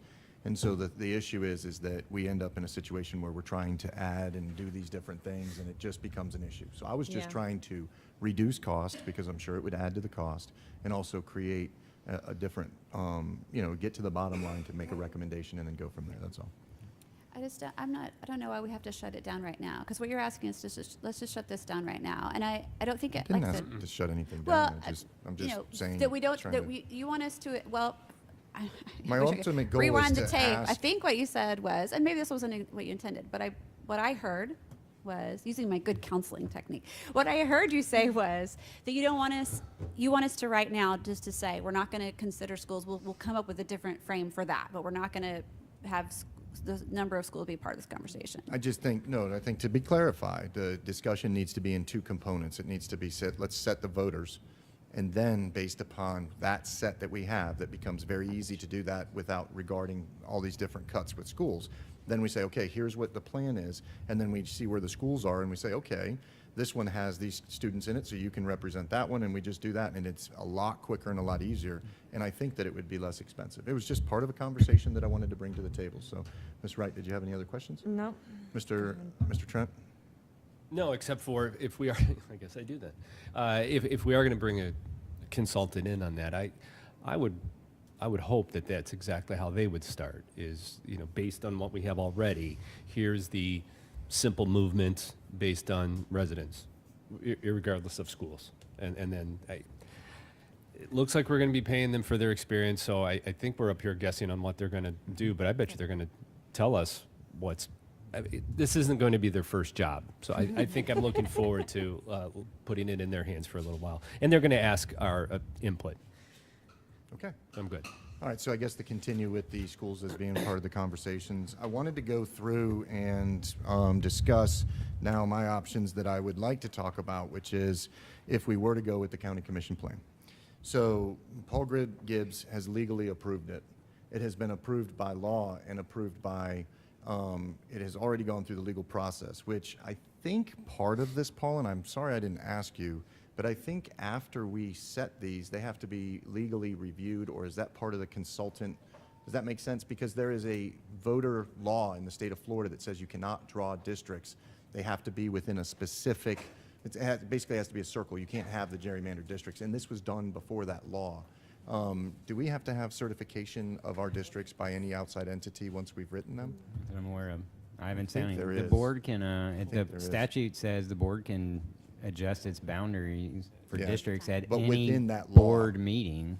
But we have So, to- I mean, Okay, the consultants will probably follow that law. They have to be posted for 30 days. right. So here's the problem that we run into when currently, because I met with the supervisor of elections too, and he said some things that may have been a little bit different than what you said, Ms. Jenkins, but the bottom line is that currently there's 110,000 people who are out there that have a difference of a school board and a county commission seat. And I will tell you, it is a significant issue when I go to knock on doors when they say, I have a county commission, I'm county commission 3, I'm not your school board, you're not my school board, happens all the time.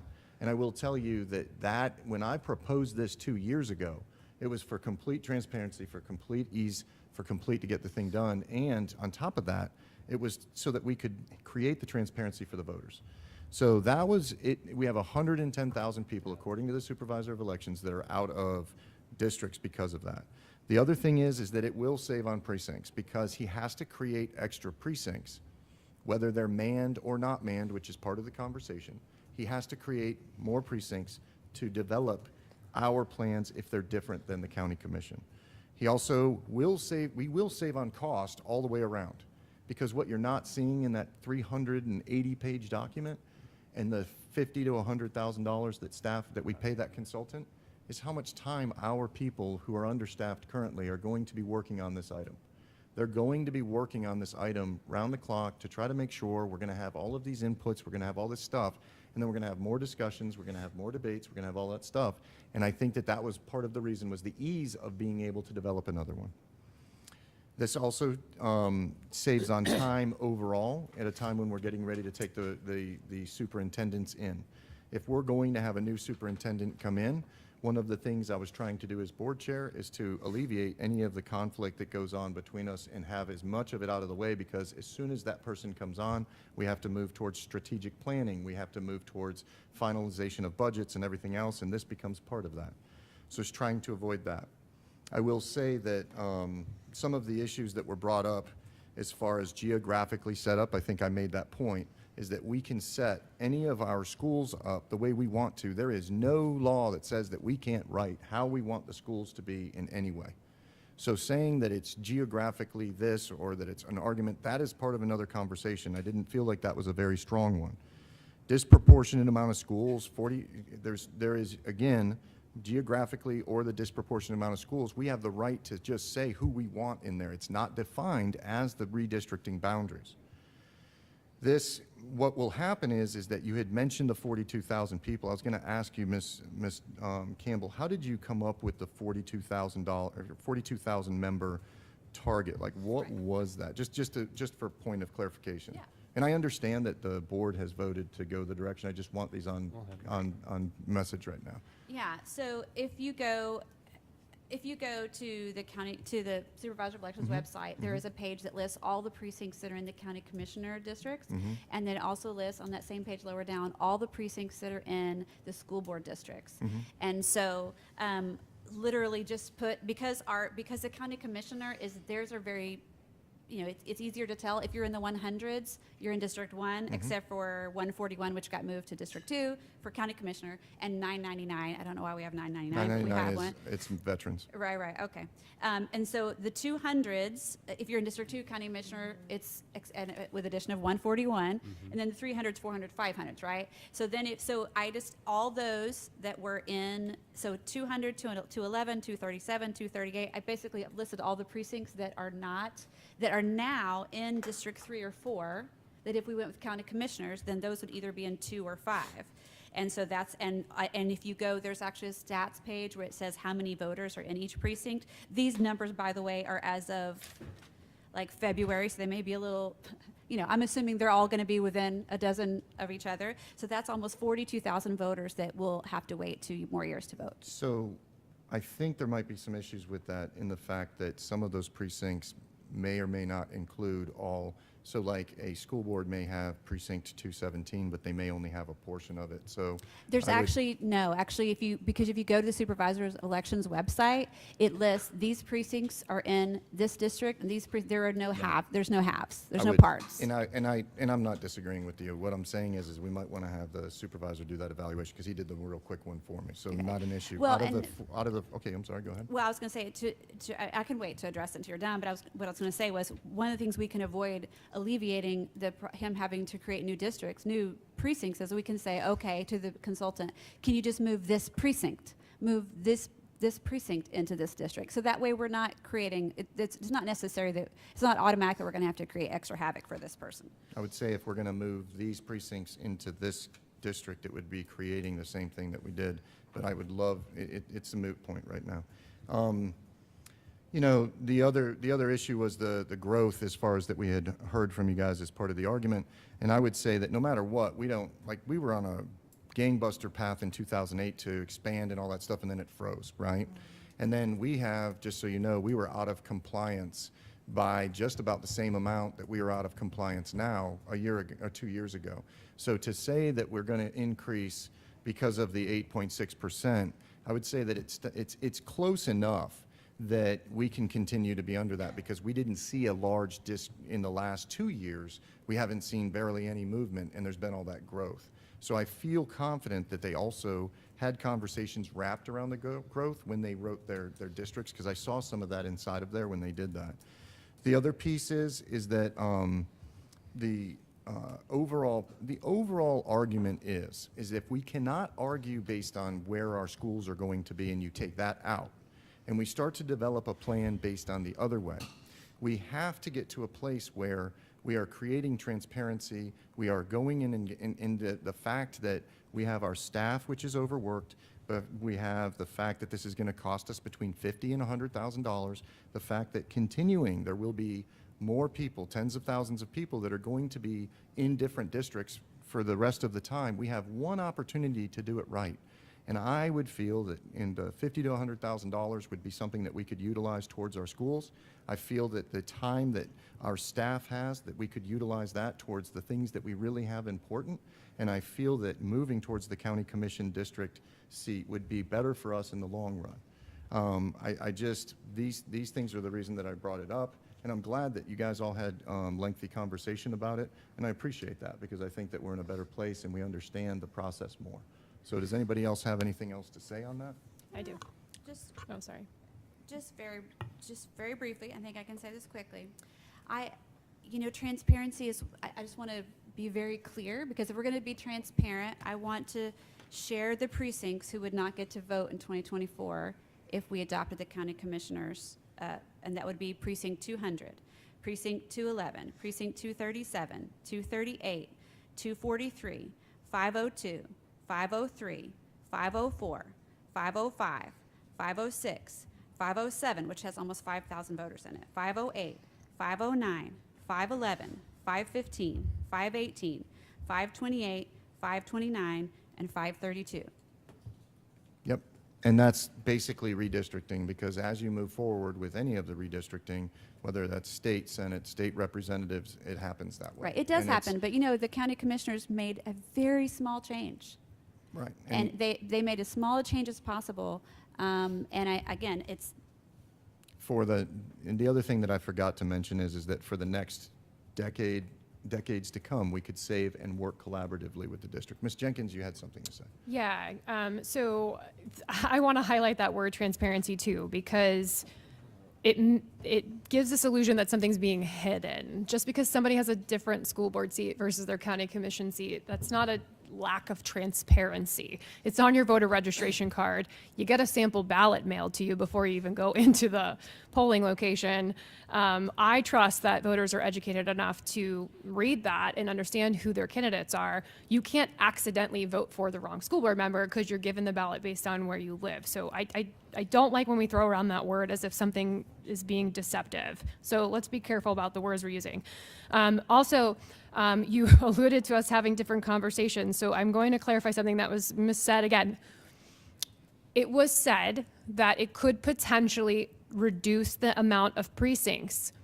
Ms. Campbell, you already started doing some of the work that they're doing. That's exactly what they're doing at the Supervisor of Elections, is taking a look at what precincts were created because they don't overlap with County Commission, because they actually weren't able to even give me that answer. They didn't know. The Supervisor of Election himself yet. That's what they're working on currently. And you said manned, not manned. Precincts aren't manned. Polling locations are manned. This would not change the amount of polling locations. This just changes the precincts and the kinds of ballots that have to be printed by the Supervisor of Elections. So I just want to be very clear to the public how that actually impacts their voting. When it comes to growth, I hear you that we had this conversation in 2021, I believe, and I think it went up like 0.5%. I absolutely hear you. But we have a flourishing economy here in Brevard. Our housing development is more than sustained its value. Those houses are flying up like nobody's business. We know where they're being grown. This decision, yes, we can change it at any point, but this decision is intended to be based off of the census, which is every 10 years. It's not just 2 years like we're discussing right now. And I would argue there were people at the County Commission making an argument that that number wasn't as low as it should be. There were commissioners who wanted it to be lower to avoid it potentially getting over that to 10% because of growth coming in the near future. So again, agree to disagree here, but I think it's important for the voters to be aware of everything that's out there. Thank you, Ms. Jenkins. And my point in the transparency comment was that it is very easy to transparently understand that you're in District 1 for both school board and county. Definition of transparency is the quality of being easy to perceive or detect. That is an easier way of detecting and understanding how or who it is that you represent. I'm going to pretend I you truly didn't just Google believe the that word our transparency. situation that we have That's what here I'm gonna today pretend right now. is that we had an opportunity to move forward without costing us district time and money and energy and everything else in a place where we could have gone that route. And I just wanted to make it known that, you know what I mean, this is something that we had an option to. And with that, I think that we're good. Ms. Sue, do you have direction that you need currently? Yes, my understanding of the direction is that I will proceed with talking with our consultant, developing a scope of work, scheduling some time with you in a workshop session to discuss the scope of work and the contract execution. So we'll be working on that. Potentially you'll be receiving a call from the consultant, but I'll give you some fair warning before that happens. So I'll be working through that in the next few days. All right, thank you. The next topic is middle school boundary process update. Mr. Chairman, Yes, sir. Yes, sir. just a clarification. We're just going to hear from the consultant, correct? We're not at this point That's saying up- we want to enter into You a will- contract. Assuming the contract is over 50,000, you will have to act on the contract. I may do a small contract with them just to kind of get going and do some initial research. So there might be something that's a few $1,000s that's under my purchasing authority, but anything over 50 will come to you as a contract. And there's, just so you know, there's going to be a conversation prior to us approving that. So they'll be here at the workshop. They'll be discussing it with us. And if that direction doesn't go right, you would have that opportunity at that time. Because I think that also is a fair thing to say, that if you're looking at a proposal that this might be something different than what we thought it was, you'll have that opportunity. I think that's fair. But I would say also for the individuals that are about to put in all that work, that we may want to be genuine about, like, unless there's some major red flags, that we move forward with that. Yeah, I believe it's critically important for everyone involved to be on the same page when Yeah. we start. So Yeah. I will be asking them to ask you about Sure. things like public engagement and what their plan is, and make sure that we are all on the same page. If you have particular parameters, data, things that you want to see in the proposal or in the analysis, I will ask them to ask you that so that we make sure we have a complete scope and that everybody's on the same page when we start. And I think that regardless of if we pay a consultant and we move down that road, that there's an opportunity at any time to say, you know what, we're going to go with the county commission. So it's not that far away to do, because you could have that as part of an option, that's all. But I think if we're going to go through the process of doing all that, that's the direction of the board, and that's where we should go. So anyways, go ahead, Ms. Okay. Suhan. So the next topic is the middle school attendance boundaries, and I want to give you an update. I'm going to start with our starting point. So we did a briefing for you a month or so ago, maybe 2 now, that stood up a base boundary proposal, and that's the red line that you see.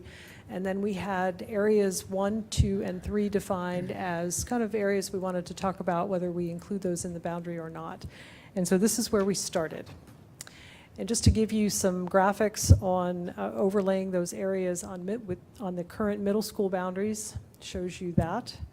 Shows you how those boundaries overlay on the elementary school boundaries. And then the third slide shows the potential boundaries overlaid on the high school boundaries. And this slide shows you the development, the Viera Development of Regional Impact Area. Those are outlined in orange or peach. And this becomes important as we went through some of the public engagement exercises, that there were areas of Viera East that were not included in the base boundary, and those folks expressed some significant concerns about not being included. So I wanted to show you where they are on the map. The next 2 slides just give you a sense of the proposed growth in the Viera area, just to kind of understand where we're going in the future and how that impacts the decisions that we will be making in the next few months about the boundaries. So Village 2 is kind of the south end of the Viera development. It's under construction for a large part. A good part of this is 55 and older, but still will be developing a number of single-family lots that will be bringing children to our schools. Village 3 is basically west of where we are now, and Village 3 is another 4,000 units. Again, we really don't know whether those are, what percentage might be over 55, multifamily, that all will remain to be seen, but there certainly is the potential for some very significant residential growth west of where we are today that will build out Viera over the next 10 years or so. So the next 2 slides just show you a little bit more detail on areas 2 and 3. This is the area we were referring to as Viera East. There's about 77 existing BPS students in that area in 5th and 6th grade. That would be our middle school students. And then there's about 27 in charter 5th and 6th graders in charter schools in this area, both 2 and 3 combined. Area 1, this is basically the Suntree area. There's roughly 200 students that are BPS students in 5th and 6th grade, and there's 26 students that are in charter schools in this geographic area. And then this slide just again kind of summarizes all of the enrollment data. This also includes the base area, so if we just are looking at the base, there's about 549 existing 5th and 6th grade students in that area.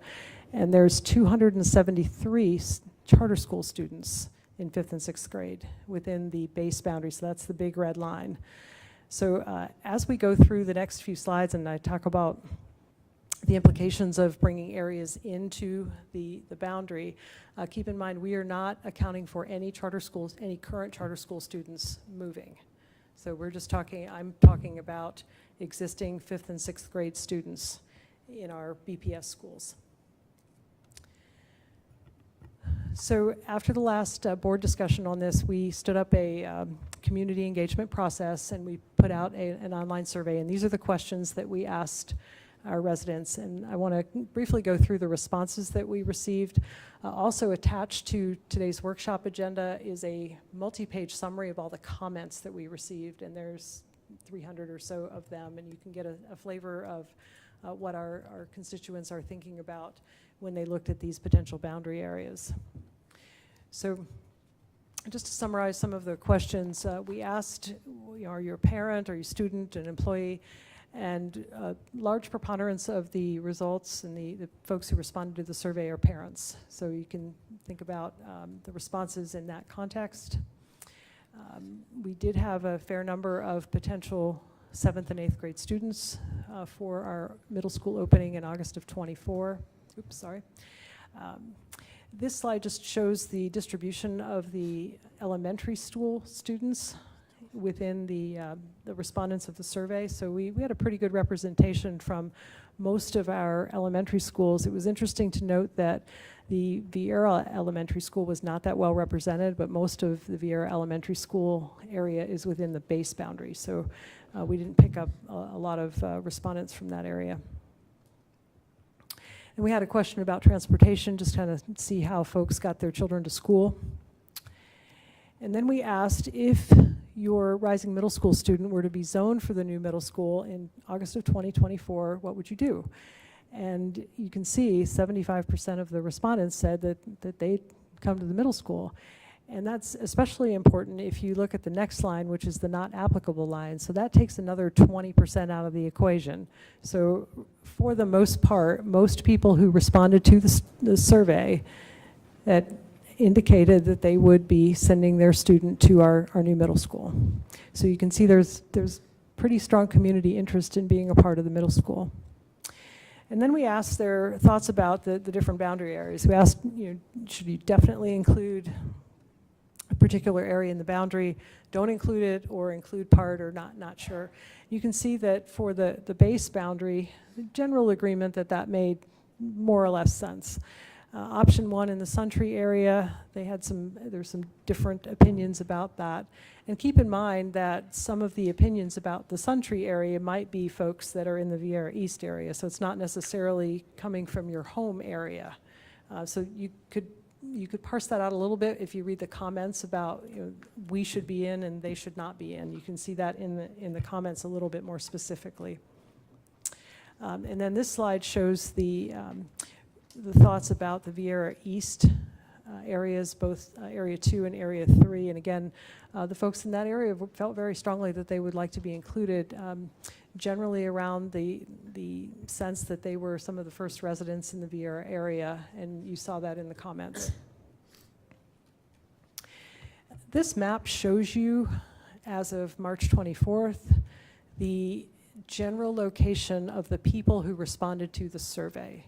So we felt it was important to map that so you could see that there's a pretty good distribution of folks. We got a lot of comments from the Vieira East area in the north, and we got a fair number of comments from the Suntree area in the south as well. So pretty good distribution of respondents to the survey. So a couple things came out of the survey. The first was there were folks in some of the Chelsea Park area. These are basically you can see in the green shaded area that is within the yellow line. These are folks that are zoned for Manatee Elementary and would like to be included in the boundary. There's a little bit of piece of Williams in there as well on the east side. This boundary represents 74 existing 5th and 6th grade students. So just keep that in mind as we go through this. And then in this area, this is the area of south of Suntree Elementary, and the residents in this area, generally these are Grand Haven residents. If you're reading the comments, they identify as Grand Haven residents. They would also like to be included in the boundary, and their numbers are 111 5th and 6th grade students in the area that's within the yellow line. And this yellow line is drawn on the high school boundaries, so we've kind of tried to pick up what is the Vieira High School area, just to, again, try to have a starting point for the conversation. And then the next two slides reflect a conversation that we actually had today. Our staff had a briefing and went through this presentation with the PTO presidents for all the schools, the elementary schools in this area. And Everyone was, interested in the process and heard comments pretty similar to what you've seen already. But an idea came up that I wanted to just mention to you if you would like us to pursue this. The idea came from the Suntree PTO, and Suntree principals said, they've heard from some of their parents, and neither could say whether some meant 50% or 2%, so we don't really know. But there was a comment made that perhaps some areas in here could remain zoned for Delora, but they would like to also be rezoned for Satellite High School. And so we hadn't had that in the mix yet.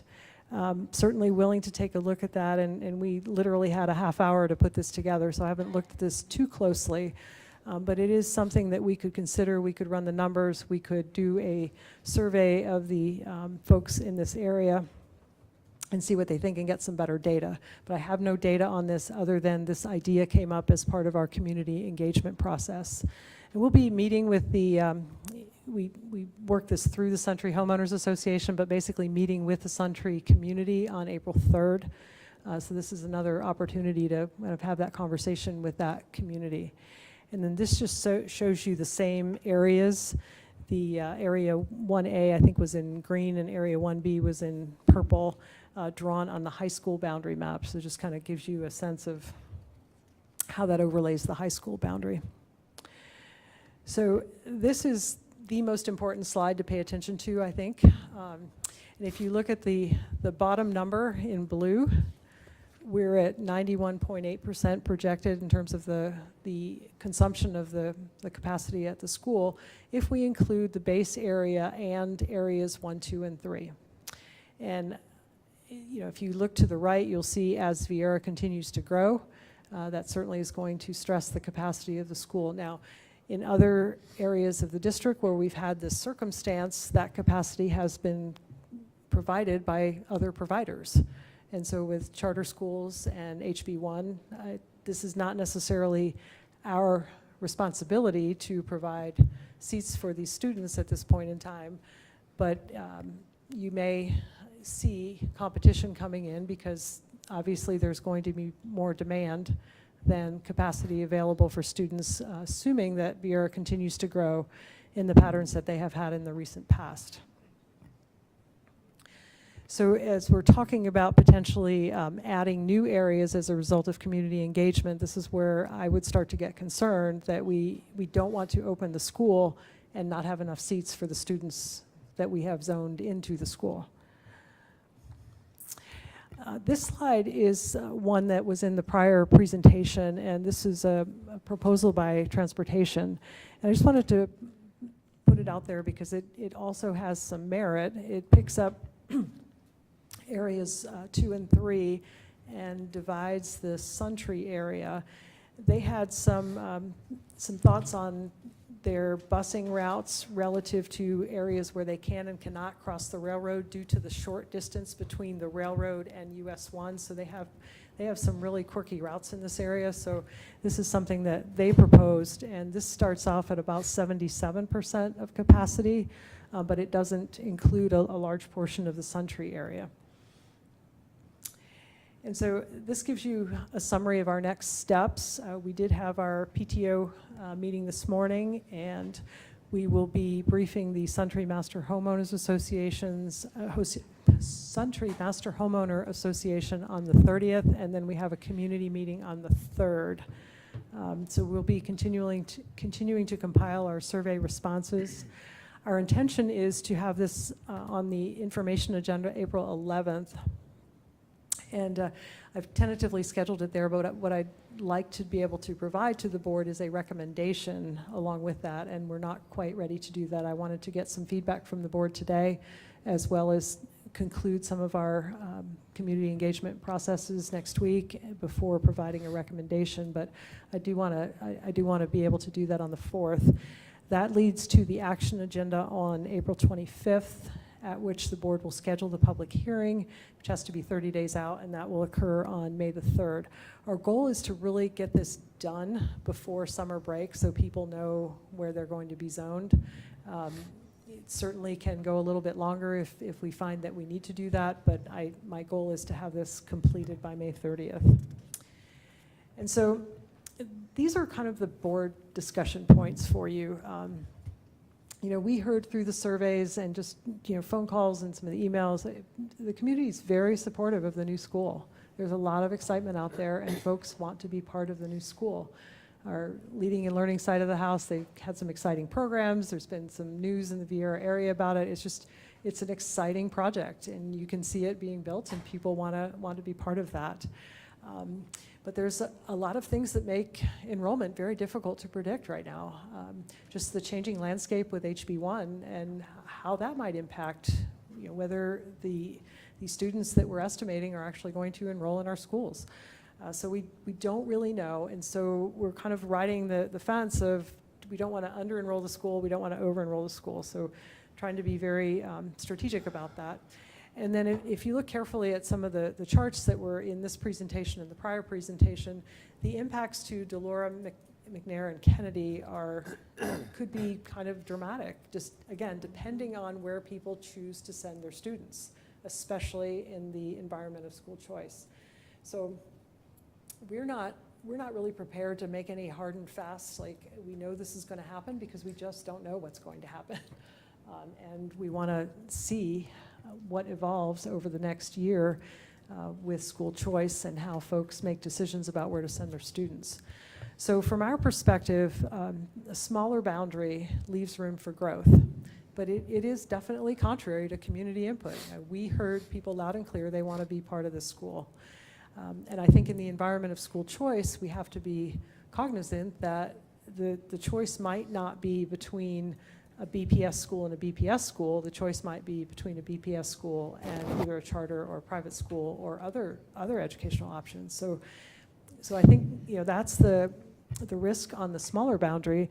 On the larger boundary, we're limiting our ability to accommodate future growth. It is more responsive to community input. We might have to look at boundary changes later, and I won't be here for that under any circumstances. But it's, you know, the boundary change process is painful. It's painful with a new school, so it's even more painful when you try to redistrict folks out of the schools that they're used to attending. And then, you know, we have a concern about not opening the school over capacity. We have to be careful about that. Now, there's room for growth on the site, so, you know, it's not impossible to accommodate additional growth, but I think from an educational perspective, you know, big, huge middle school maybe is not the best approach. So I think there's different ways to handle growth pressures. We also have our relationship with the Vieira Company requires some additional school sites in the future, so when we're ready to invest in more schools, they have the obligation to provide more school sites. Most likely they'll be to the south and to the west. So not an insurmountable problem, but it is pretty challenging trying to figure out exactly what the sweet spot is for opening the school. So with that, I ask for some guidance and some perspective. Thank you, Ms. Hand. Just so everybody knows, this has been rezonings and everything for the past 6 years of school board, and this is intimately my community that I live in. I have done some extensive work in here, but I'll wait until everybody else speaks, and then I'll be able to give mine. Does anybody else wish to speak on this to open up the conversation? Start. Okay. Thank you, Sue. I know how much work goes into this, as well as your team. I know it's not just you. And I don't envy any of you that have to participate in all of those briefings and those conversations. It's definitely challenging, and probably often sometimes feel like you're leaving people a little dissatisfied or just disappointed sometimes if they're not hearing the things that they want to hear. I think this puts us into a peculiar situation, especially because of House Bill 1, putting us in a situation where we have to decide if we want to be reactive or proactive, which is dangerous when making decisions because we're not really always going to make the right decision because unfortunately it's clouded by pressures externally. So I hear you. There is a concern if we exclude Area 3 that seems to be very responsive on the heat map that wants to be included, that they very much could choose to go to a charter school in the area because there's so many available right nearby. And that's something that we need to think about because, and correct me if I'm wrong, but I feel like the data you presented, it seemed like most of the respondents weren't yet in middle school. So they are very likely potential students that can go somewhere else. I am hesitant and nervous to open a school at such a high capacity when we know they're absolutely going to grow. I'm also concerned about the staffing of a school at such a high capacity. I'm concerned that we may not be able to fulfill the needs of those students in that school, and we don't want to necessarily start off with substitutes in our brand new school that parents are really excited to go to either. So I'm a little bit concerned about that. You re-highlighted it for me and I wrote it down immediately. The enrollment at those other middle schools will significantly decline. The fact that we would potentially have a middle school with under 300 students is alarming. I mean, it's a number that's close to some of our smallest elementary schools in the district. The one positive for those students is they get a lot more direct attention and probably decreased behaviors in those schools. But it is concerning because what are we going to see the future of those schools look like? We still have to run those buildings and their operational budget is maybe not going to meet the needs anymore of that building. So I'm definitely concerned. I'm sorry, I'm not going to help you here. I don't have a strong opinion either way right now of like who to include and not include. I'm more towards the being proactive versus reactive right now because of the external pressures, but I'm not ignorant of the fact that they exist. I do have a clarifying question though, because I got a little lost here. So you had mentioned these requested areas to add. So there was a part of Manatee and Grand Haven.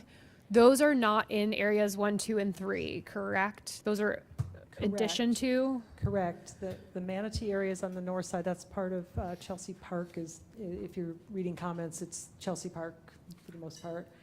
That is not in either area 2 or 3. And then the Grand Haven area is down south of Suntree, Right. and that is not in area 1. Okay, and so the numbers that you presented for the projected student membership at 91.8% is not including those That is correct. It does additional not include students. them. So, and again, we're zoomed in on a map here and my question might be ridiculous because it may not line up with any other school boundaries, but in order to potentially meet the needs of some of these, and I'll use Grand Haven as an example because I just know where it is. Sorry, everybody else on the map. Is there a potential consideration of offering to those areas to be connected to the other one? So I believe Delora's line is over there somewhere on the Pineda. To potentially include them in Delora to just bring them over Pineda instead. Is that a conversation maybe to include other areas? So, let's see, I don't have the let me go back to the middle school boundaries. Okay.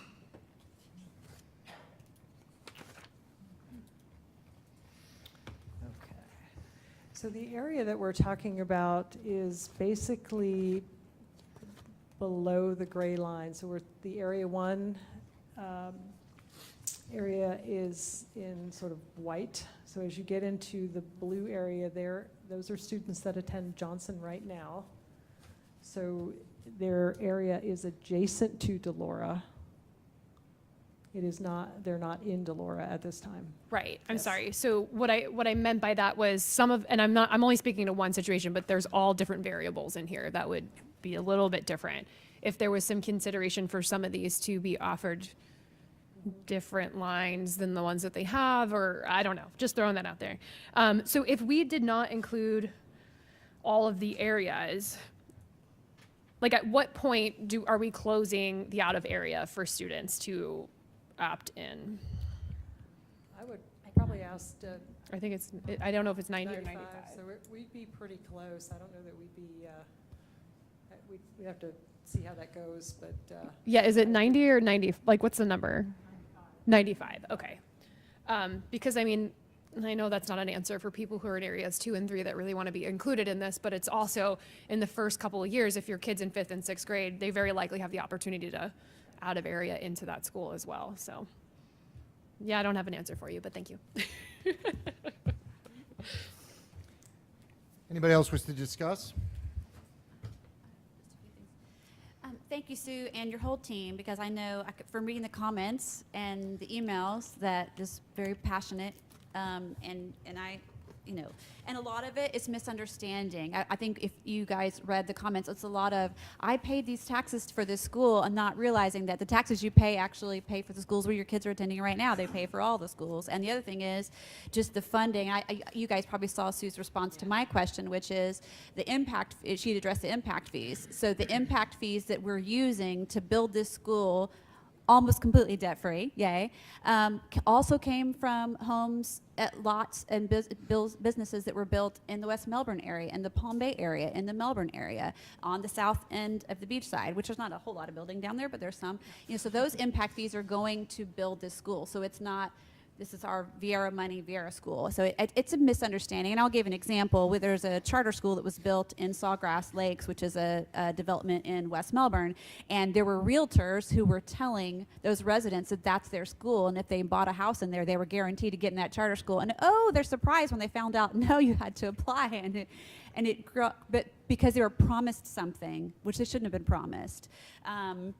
So, you know, there's also a lot of talk of some priorities for people, as I was reading through comments, that they wanted, you know, everybody from this elementary school should go to the same middle school, everybody from this middle school should go, everybody who's going to this high school should all come from the same middle school. And that's also, I actually love that we're doing this on the same days you're doing the student accommodation plan, because I know the student accommodation plan is really long, you guys, 123, it's 123 pages. But it's a fascinating document. I look forward to looking at every year, the from to charts and everything, but if you go to that, and it's on the next agenda item, if you want to open it up, on page 34 it has our feeder system chart. And yes, we have some areas, especially in the north, where one middle school, for example Madison, they all go to Astronaut. Jackson all goes to Titusville. Those 3 elementary schools, Atlantis, Challenger, Enterprise, all go to Space Coast. But in the other parts of the county, that's just not the way it is. You know, Palm Bay, Heritage, Melbourne, Bayside, Satellite, Viera, Eau Gallie, Rockledge, they even a little bit of Merritt Island. There are, you know, different schools make up just because of the way where the schools are. It makes sense, and so we're just not going to be able to make everybody happy, and that is one of the hard realities of being in the position we're in. We have to make hard decisions, but you know, one of the things that was mentioned by a few commenters had to do with, you know, why are you taking an area out of Johnson Middle School or Eau Gallie? But that area right now currently doesn't have any. That's a future development, correct? That area at the very south end of the main boundary. Am I correct in that? Like if Yes, the south end, I would say for the most part is under development. Okay. It's the west area that Right. is So it's not like we're future. going to be taking kids who are right now going to Johnson and Eau Gallie, and then we're going to move them. We're just saying that's where the development's going. And transportation-wise, I think it makes sense to keep those on this side of the highway. So I just, to me, I don't have a specific answer, but I do have a couple of things. My input is one, I would rather us start like we started Viera Elementary, where we kept the zone. We kind of had a hard zone and a soft zone. We keep the zoning for the new development area for like what you have. Maybe add tiny bits if you feel like that, if the recommendations. But we've got such huge growth coming. I think we have to keep it open. And we will have, until it reaches that 95% capacity, we will have the choice option. Families from anywhere in the district, from MIMS if they want to, from Malabar if they want to, can ELO into this school until we get to the point that they're frozen. And just for the board's sake, knowledge, we have very few schools that are frozen. Like this year, I think Satellite's frozen, Viera's frozen, and maybe 1 or 2 elementaries. I won't make Jane quote them right now, but it's only very few schools that we have frozen. So what we did with Viera Elementary, we said, if you live in this newer area, you're automatically zoned for this elementary school, but anybody can choice in, and they still can. Until it reaches capacity. And via Open Viera Elementary, actually less students because it was COVID year than we thought we were going to be able to have. And then it has continued to grow over years with population and with people choicing in. So I just think that's a better option. But then also considering our transportation crisis right now, to me, keeping the routes that we can cover more easily is also a really high priority for me. So I would just say I would rather us start small and let people choice in and be able to accommodate this massive growth that's coming, and then prioritize transportation. Anybody else want to speak on it? Yeah, I'll speak on it briefly, just really quickly.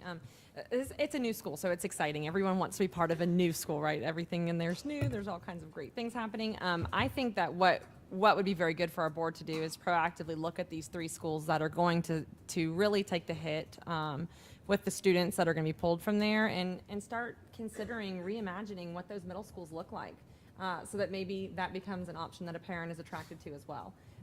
So maybe something very specific, and it's something that we can discuss at a future time, but just to start thinking outside of the box, because these numbers are going to change. Obviously, when I look at this presentation that Sue has given us, 5 to 10 year capacity of 160% for this new middle school isn't going to work. So we're going to have to do something different to make sure that the other schools are viable options for our parents as well. So I think I'm with you, Ms. Campbell, on not necessarily starting at the very max, just because that poses some potential with incoming families that are moving in. But it is exciting. It's very exciting. But I also want our families that are part of Delora, Kennedy, and McNair to know that they won't be forgotten about, right? That we will make sure that those schools are viable options, and that there may be something fun that comes in the future that will be very unique and specific to that school that their student might really, really love and thrive in that environment. That's all. Gene? I'll echo that.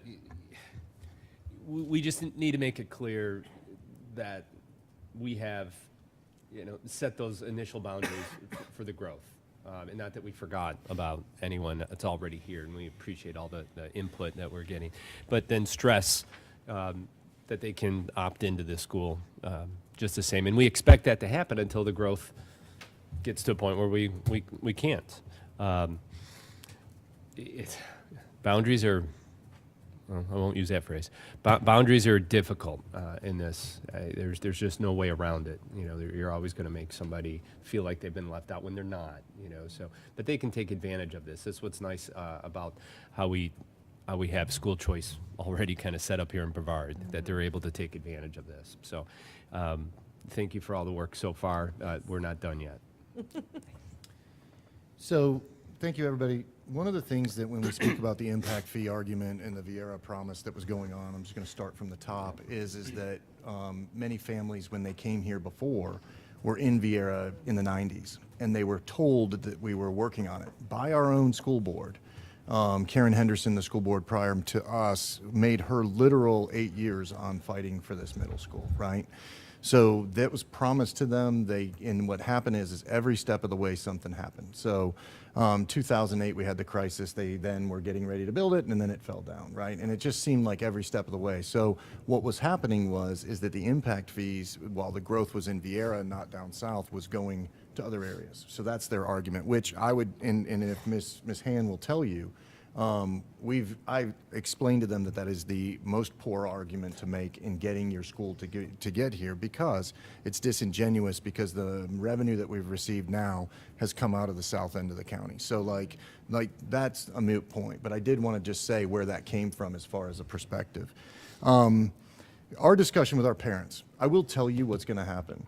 So right now, that's not inside of this. In Arizona, the equivalent of HB1 had a 30% impact on higher affluent areas because the families were able to do it.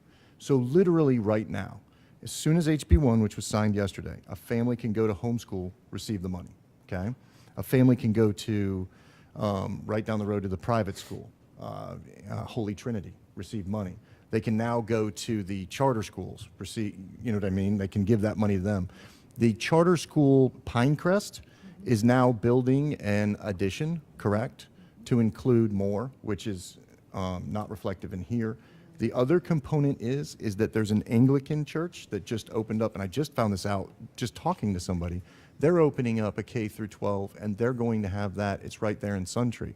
So there's that component. You have one more that the gentleman's been discussing with us for over a year and a half that is going to be a 7 through 12. So those numbers are going to significantly decrease the area, without a doubt. So whereas we're looking at these systems around here and we say, oh, well, if everybody goes in right now, we're going to be at 92% capacity, I will promise you that that will drop significantly. So with that, I would make a very strong argument that just those components will do it. Now, years ago, when I came on, I looked at these bottom, Sue, can you put up those Johnson and those areas down there where we have Delora, the Grand Haven, where they're all, you know that area real quick? I want you guys to see something. So, and I'm sorry, I can't even get on mine, so I'm gonna have to look over at somebody else's because it logged me off. There we go. Mr. Susan? No, the one that has the ones that are zoned for satellite, you know what I mean, Pineda.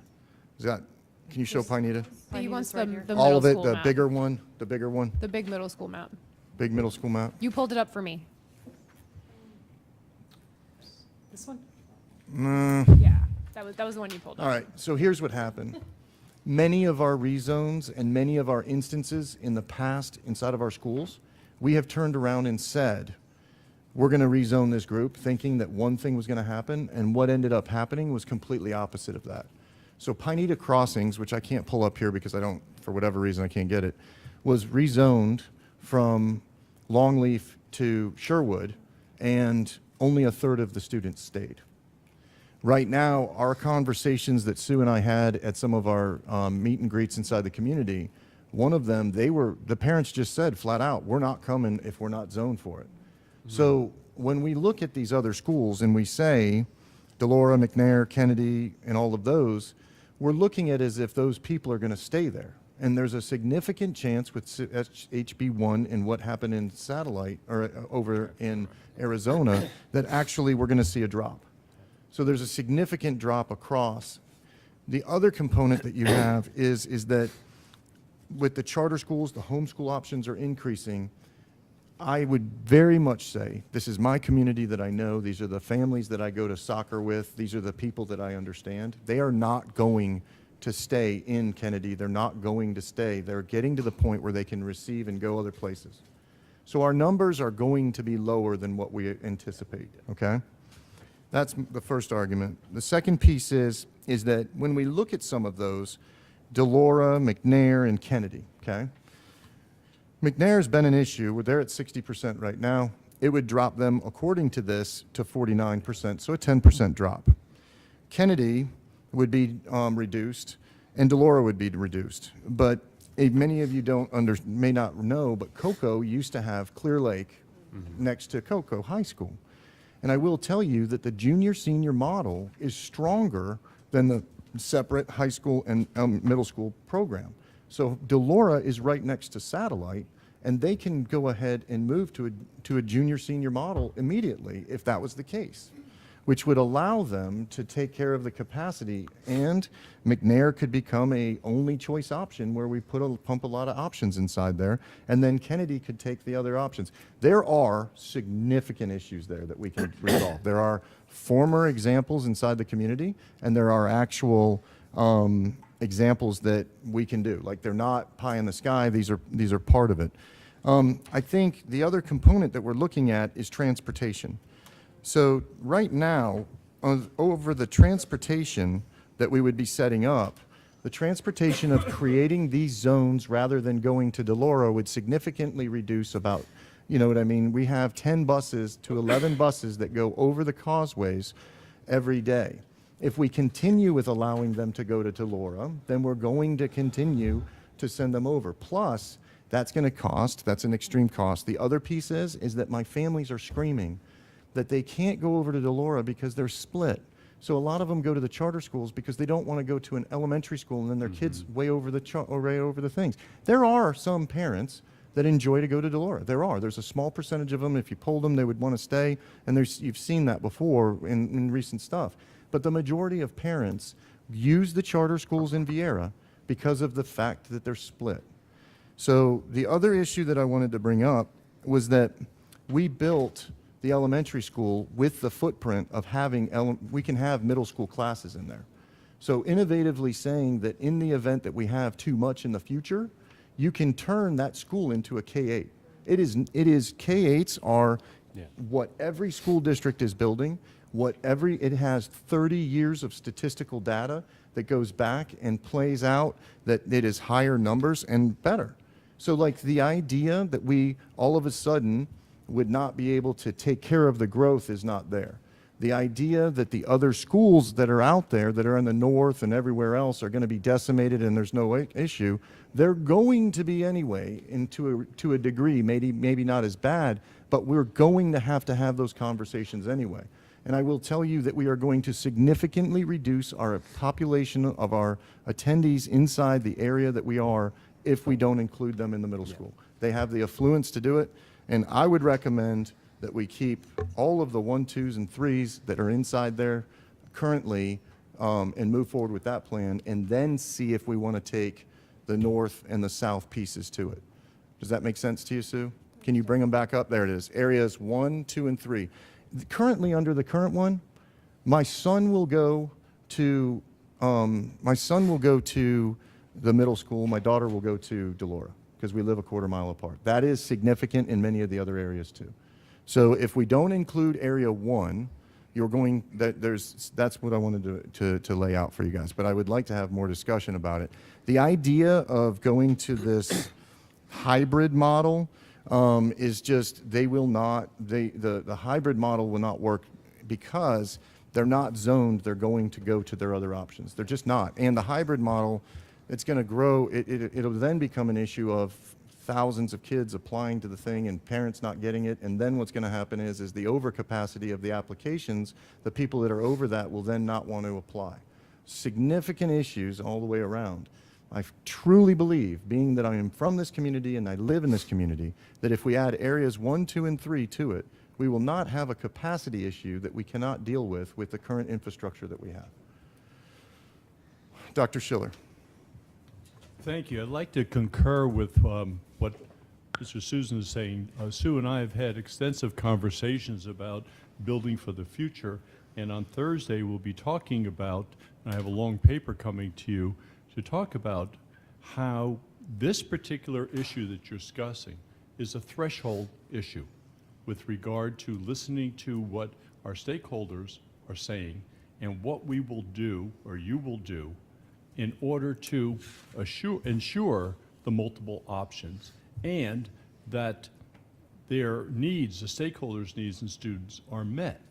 And and one other point, which will be also illustrated with the data we'll review later this evening, is the relationship between student performance and grade span.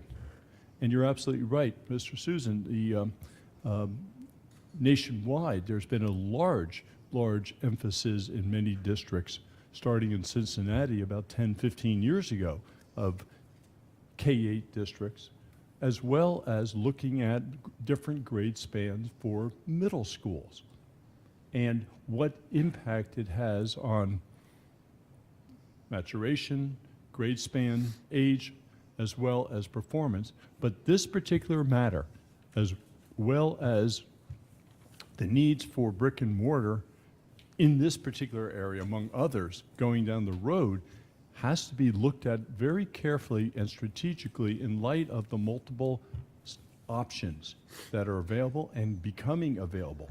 And I just would like to emphasize this is a critical issue that folds into what we'll be talking about on Thursday. And I'll be getting that memo out to you later today or early tomorrow. So this one needs careful consideration, among others that we have with regard to future planning in the plan. We've spent a lot of time looking at this and touring and looking at the what-if scenarios, and we're dealing now with more of a fact base of what it appears to be fiscal and programmatic and planning implications due to the passage and the signing into law of HB1. Thank you. Thank you. I think the other one that I wanted to point out, I'm sorry because I forgot, is that when we opened up Vieira Elementary School, there was not as significant of a need, and that's why we went to the choice. Yeah. Because we just needed the little section that was already there and then to build into it.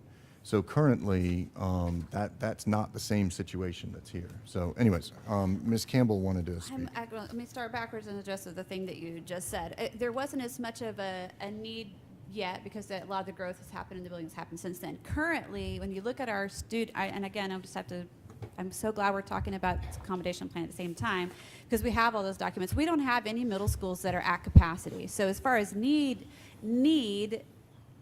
by capacity, we don't actually have that in our middle schools, right?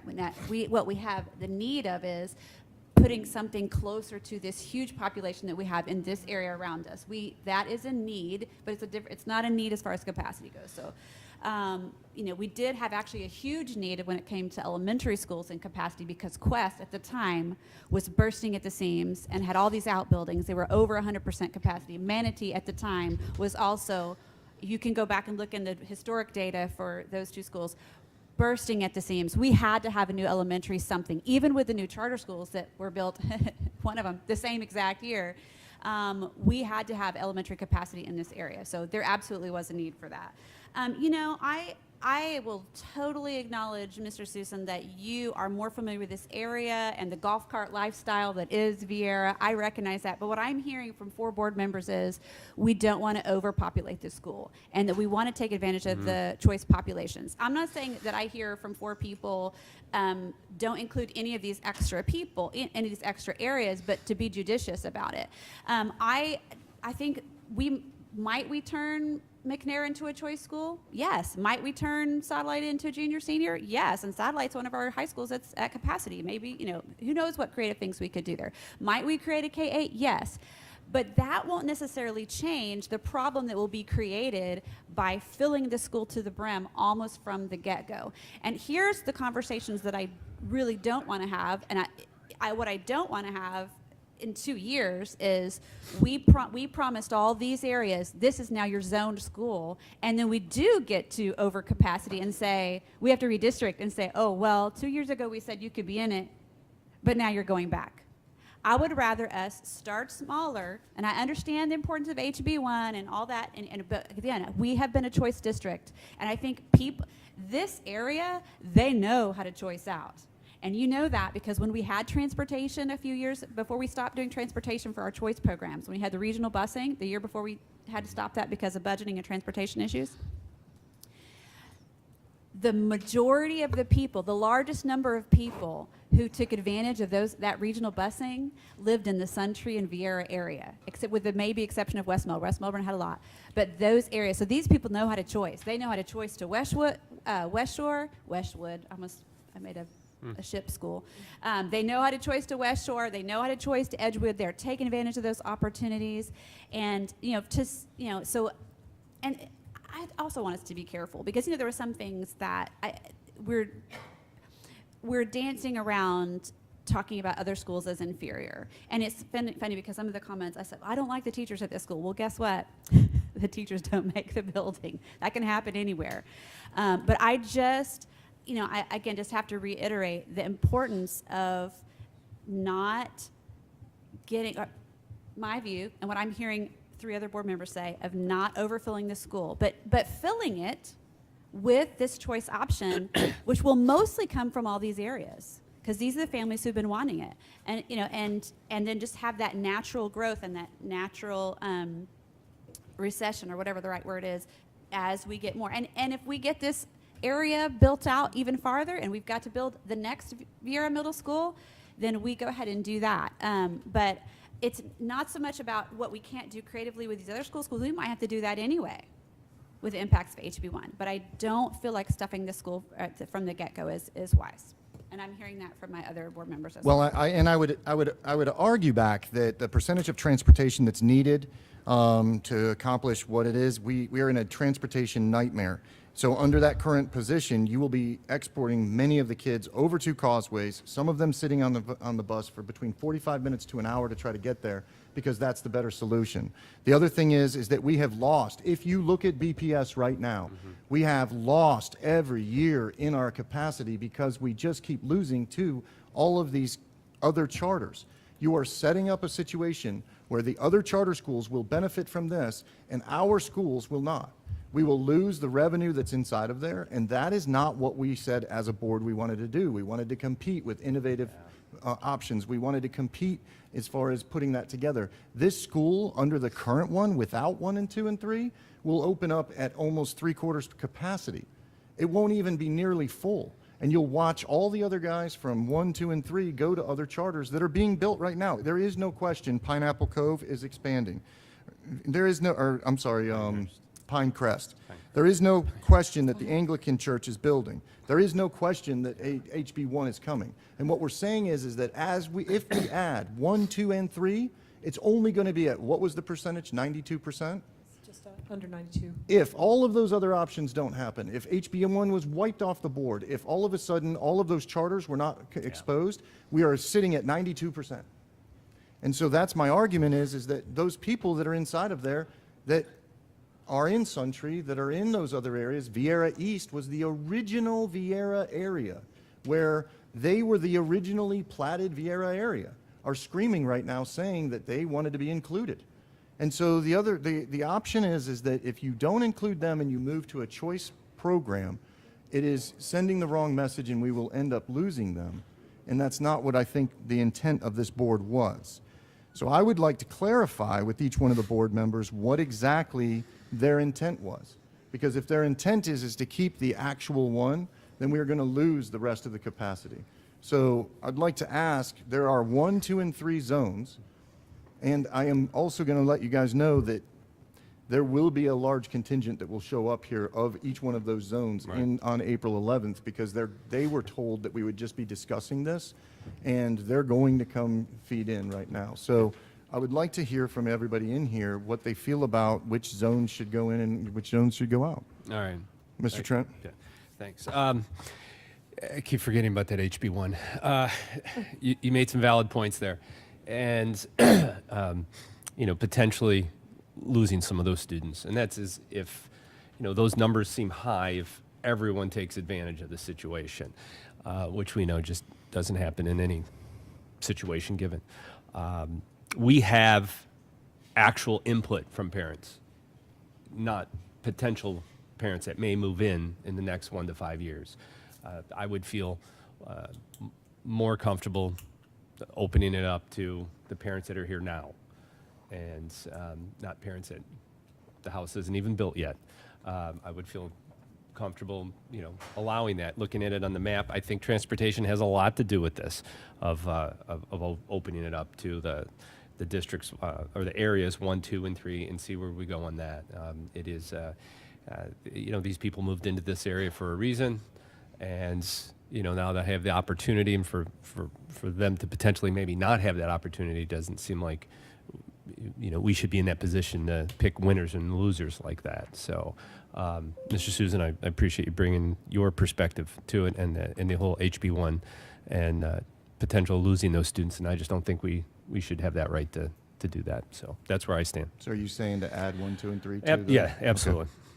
Okay. All right. Ms. Wright? Just for clarification purposes, I thought this was the same thing.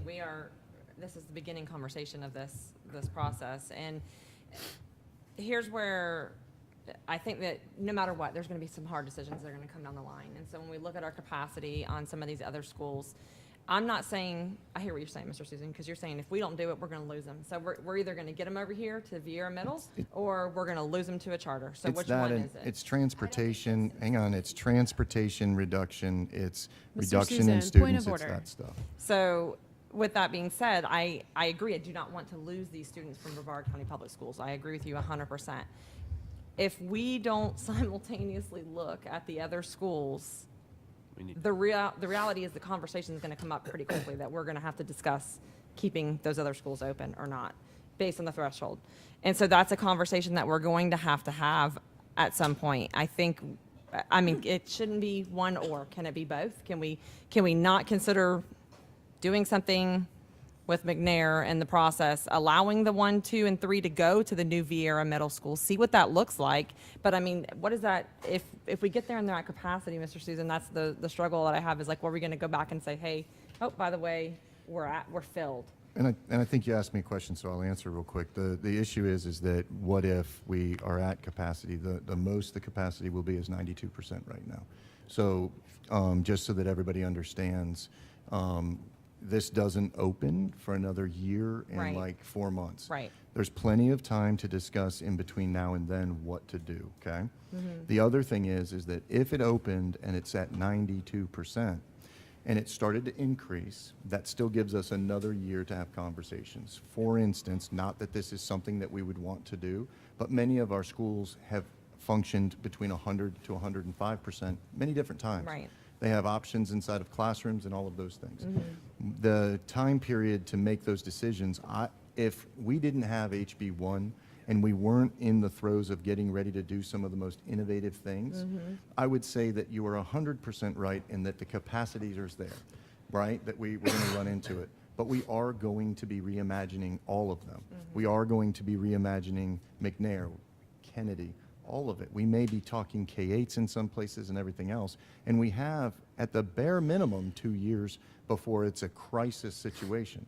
So the issue is that I truly believe that we have that as an option of when you're asking me, but I wanted to clarify, it's not so much just about losing them, it's about the quality of a parent who has a kid who goes over 2 Causeways to Delora and has a kid at the elementary school making that choice to just stay at the charter. You know what I mean? Like it's a quality of respect. It's volunteers inside the school. It's all the way around having that holistic component. That's all. So I didn't mean to No, kind of no, go. I I just thought appreciate I'd that. help alleviate some of those issues. I You go? know what I mean? Yeah, we're coming to you, Mr. Yeah, Nichols. no, I appreciate that. I hear what you're saying though, because I do think we have to be of this mindset. What does it look like if our student population is reduced by 30% with House Bill 1? Because there are going to be more competitive options. They're not there right now. I mean, but they will start popping up. That's a reality. So, I mean, do we want to build a brand new middle school that we can't even fill it because we've lost students, or do we want to attract those students now and keep them there? So I understand that thought process and where you're thinking. You could even take the extra growth and put it into a K-8 at the elementary school. Mr. Susan, please Just stop please stop. responding to every single comment. Do you need definitive board direction today on whether or not we're including area 1, 2, and 3 in that boundary for the new middle school? Is that correct? So some guidance along those lines would be very helpful, because that way I can prepare for the April 11th agenda item under information, and that the public will understand where the board is. Yeah. So Okay.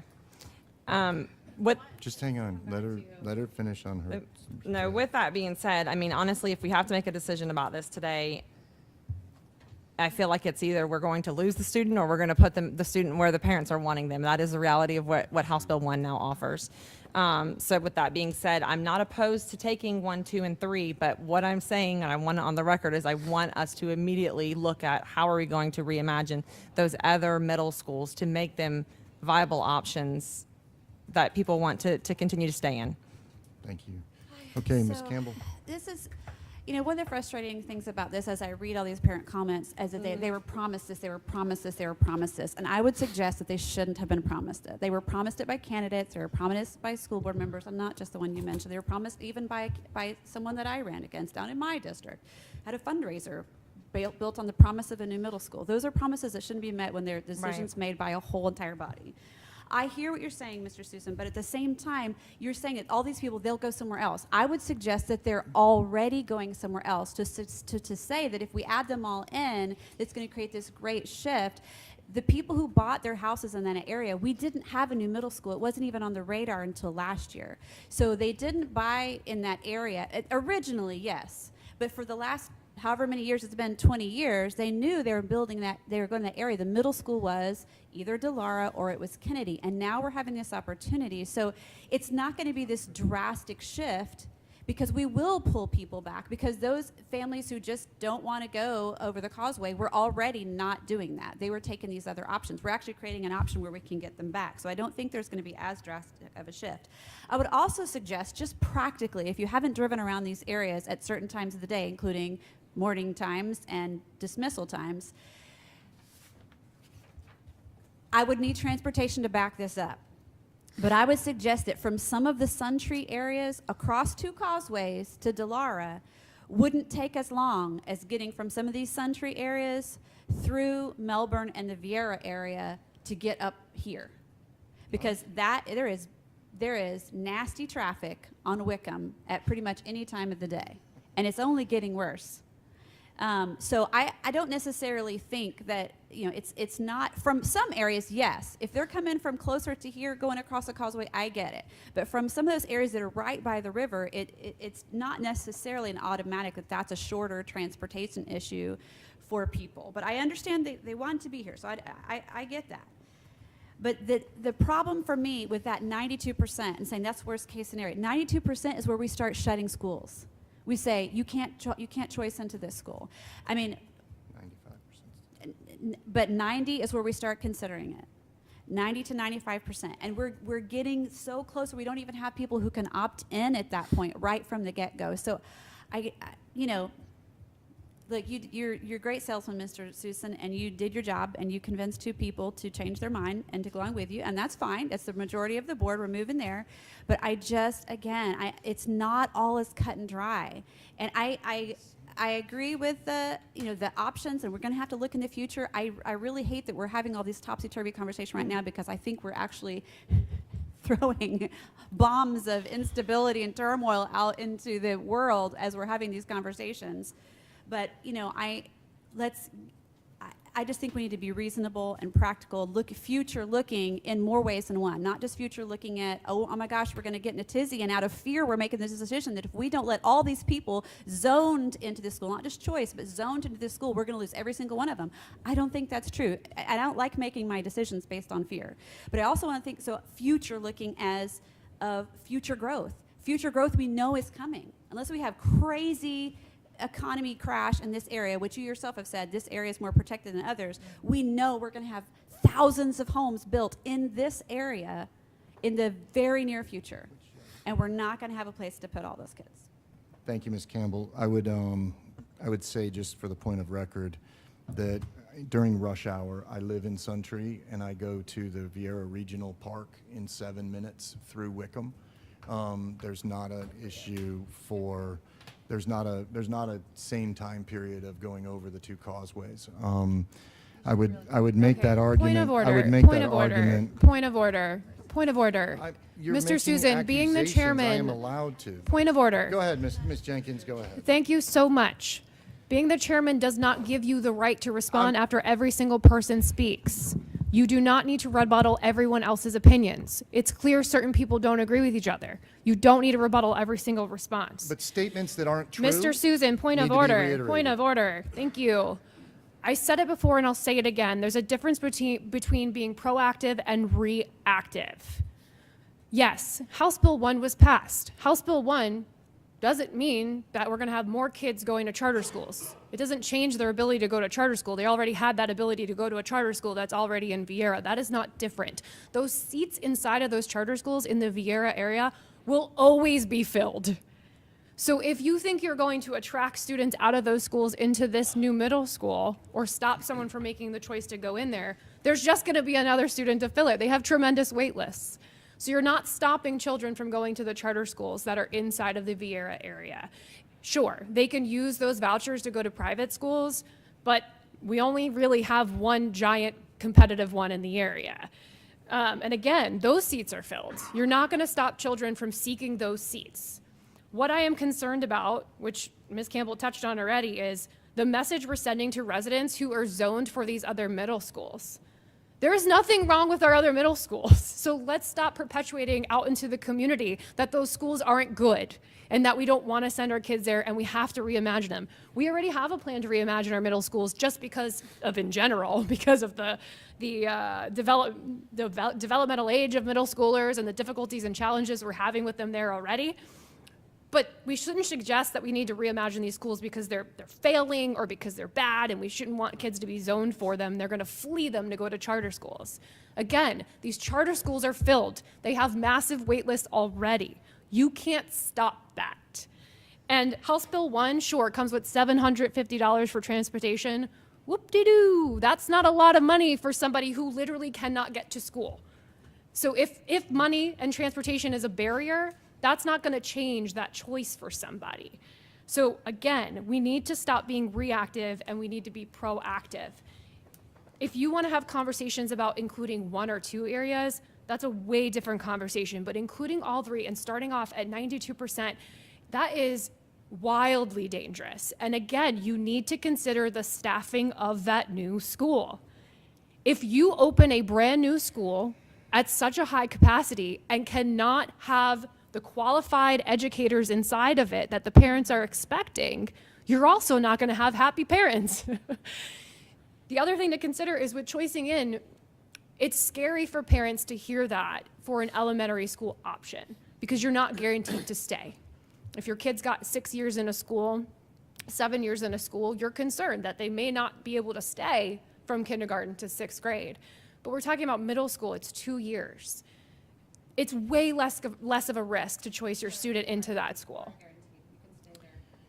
You are guaranteed. If you're a choice into a school, then unless you don't behave or fail or whatever, you are guaranteed your seat as long as you reapply. Okay, I'm sorry. Well, when I was working, you had to have an IEP to keep you in that school with a McKay scholarship program. So sorry. Anyway, my biggest concern is I'm concerned about this conversation because we're making statements about picking winners and losers, and we're talking about reimagining these schools, and I think we're doing ourselves a disservice here because these schools are wonderful, our educators are wonderful, our students are performing in these schools.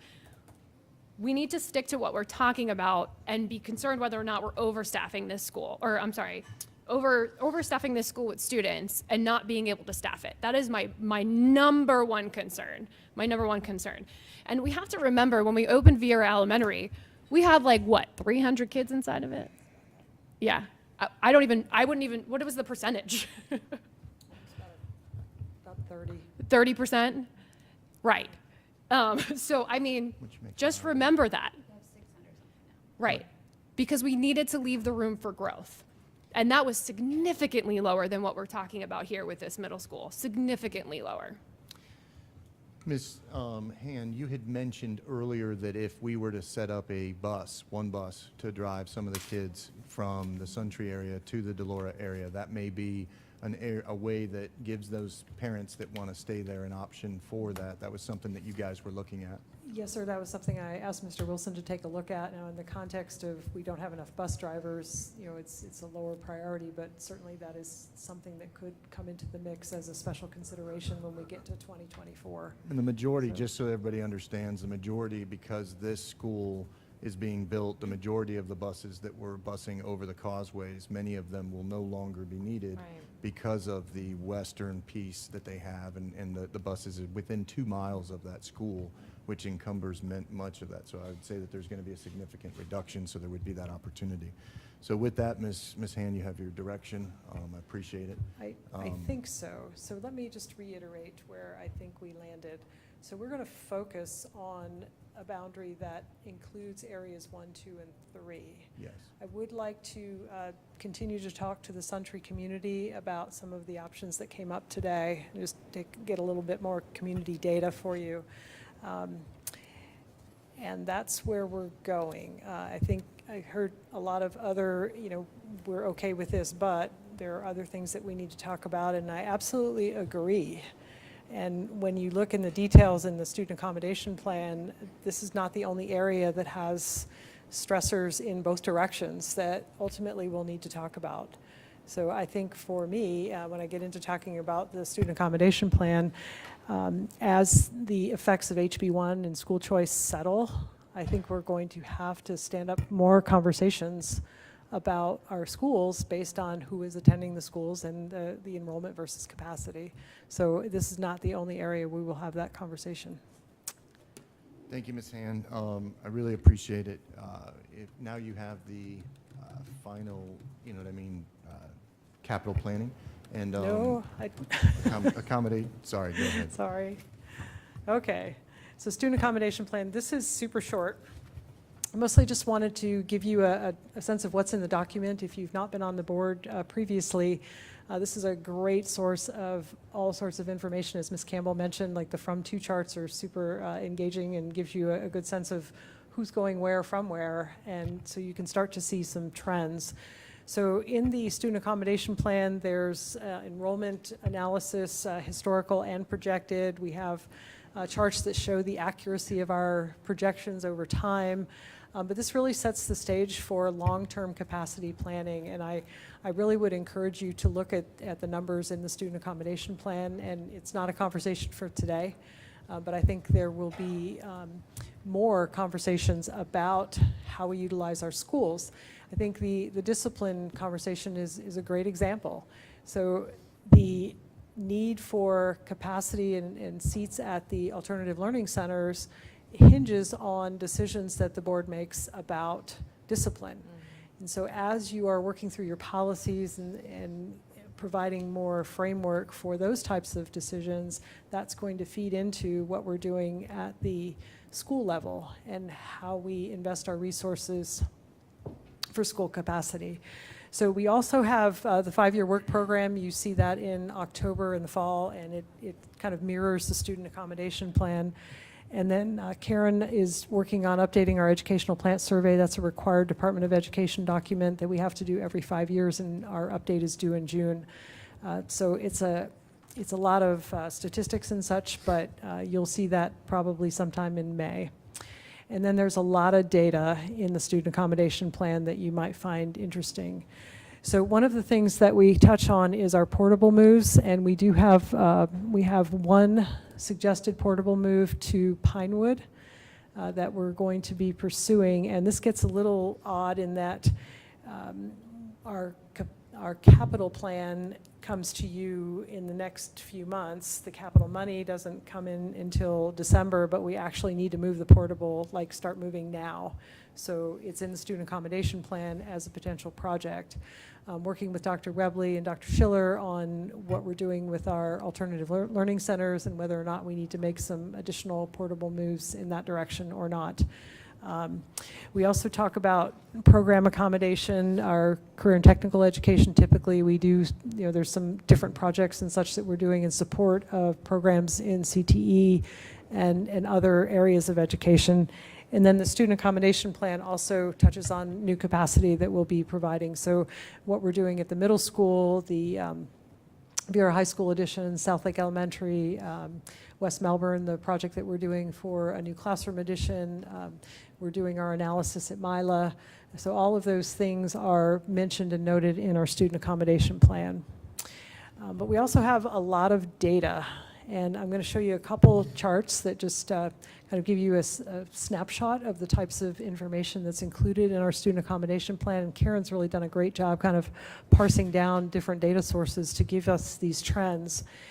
These two charts, the one on the left is the Family Empowerment Scholarship usage by grade and time frame. And then the one on the right is really the one that I want to highlight for you. This is our charter school use over time. And so I think the top of the page in blue is school year 2014-2015, and the bottom chart is school year 22-23. And what you can see from that trend is that charter school enrollment at the lower grades is growing significantly. And what's keeping us in sort of an aggregate of 10, 11, 12% is the fact that there's not high school capacity. But it's pretty obvious that the charter schools are here and competing and doing very well.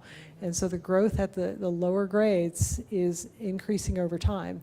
And that has lots of implications. I worry about that relative to our sales surtax revenue we share with the charter schools. And so it affects capital planning as the legislation regarding the capital share, I don't know where that is today, but if we are sharing capital resources with charter schools, these numbers will affect our capital revenues as well. So this is a great source of data that you can use to inform a variety of decisions, including the ones that we've just been talking about.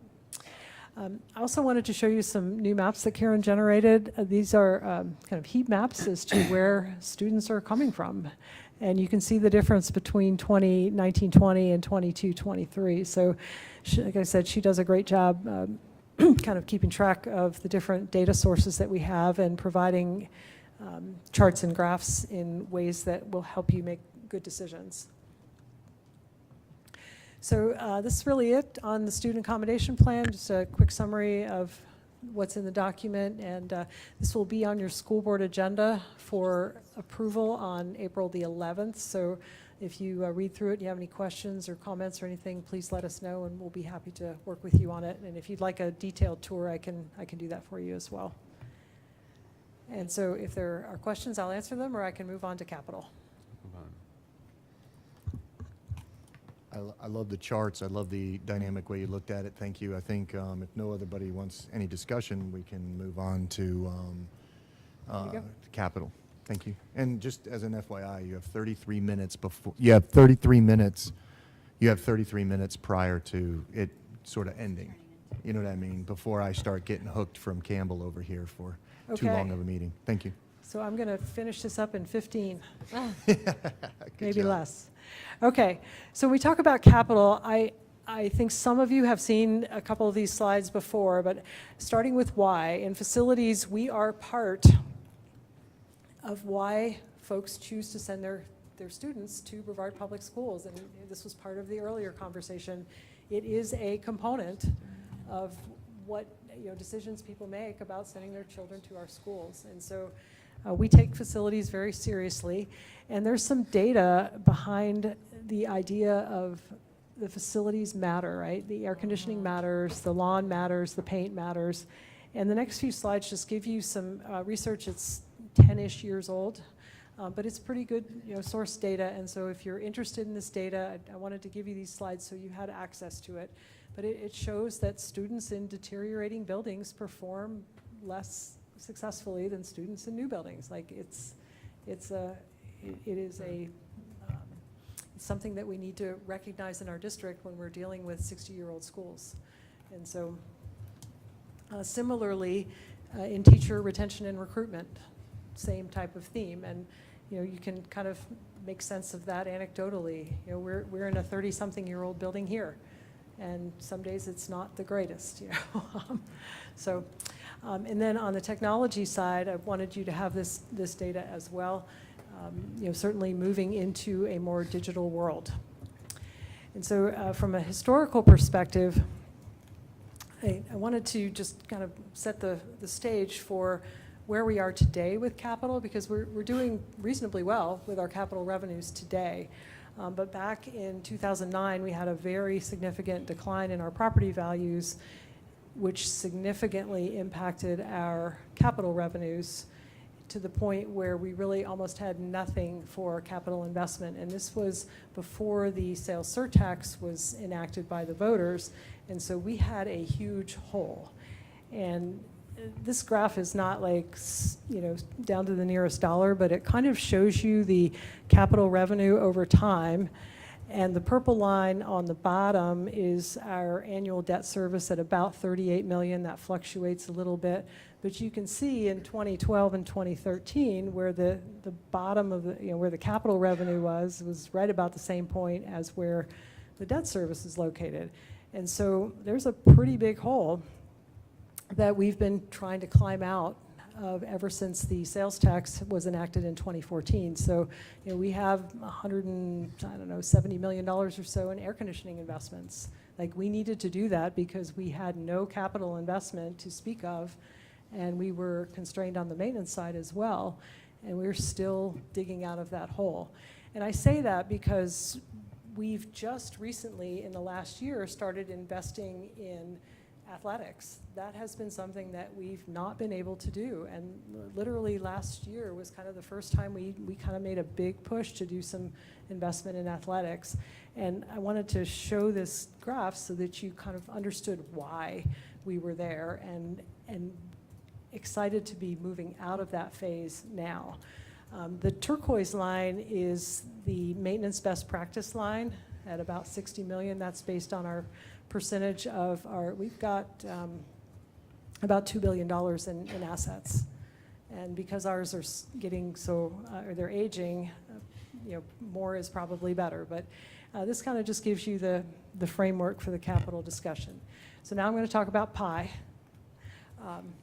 And this is a slide from Cindy's presentation last year about budget, and just kind of gives you the framework that we start with. And so expected revenue was about 90 million. We took the debt service off the top. We take off the transfer to maintenance, transfer for property insurance, and then we had about $35 million left to program in capital. And we really do a good job of distributing capital resources across different needs in the district. So we have investments in educational technology. We work with Leading and Learning on their mostly FF&E needs and some program needs in secondary. We support procurement and distribution services. They need warehouse trucks and equipment, transportation that is primarily school buses, and then the rest of that is in facilities. And we work through the process with kind of a cross-functional team, so finance, educational technology, operations, and facilities. We work together to try to come up with the best match of the money to the needs that we have.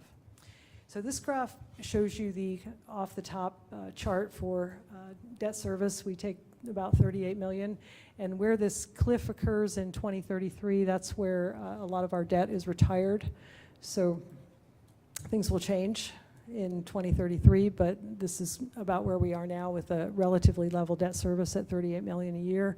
Our property insurance is about 6 million a year, and that is expected to go up, and our maintenance and operations is certainly going up as well.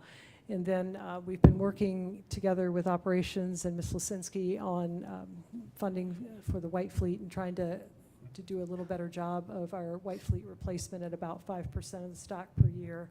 And then again, whether the charter share is going to affect our revenue.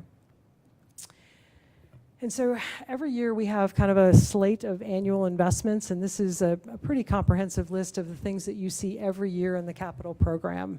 And those are standard FF&E for elementary and secondary and student services. We have the school-initiated projects match program, school bus replacement, technology, facility renewal. So that's pretty standard, normal stuff we do every year. And then these are some of the projects that we started over the last year or two, and they will likely be continuing in the upcoming year. So you will see these projects as well when you see your capital proposal in April. And we'll be finishing up the high school track renewal and rubberization. We probably will propose some elementary pavilions. That's been a big need that our schools have been talking to us about for several years. We're continuing our investment in playground resurfacing, getting rid of mulch and using rubberized tiles. I think the schools really like that, and we like it from a maintenance and safety perspective as well. We are doing student restroom renovation and student locker room renovations, and if you've seen some of the before and after pictures, it's pretty amazing how much better they look after we're completed with our project.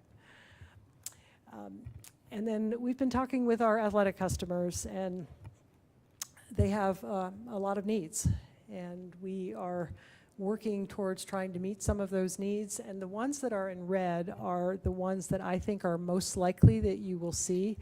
I'll be putting this together over the next couple of days, and we'll certainly be going through the committee process, but I wanted you to see the framework of what's kind of in the mix and what will likely be included in the mix.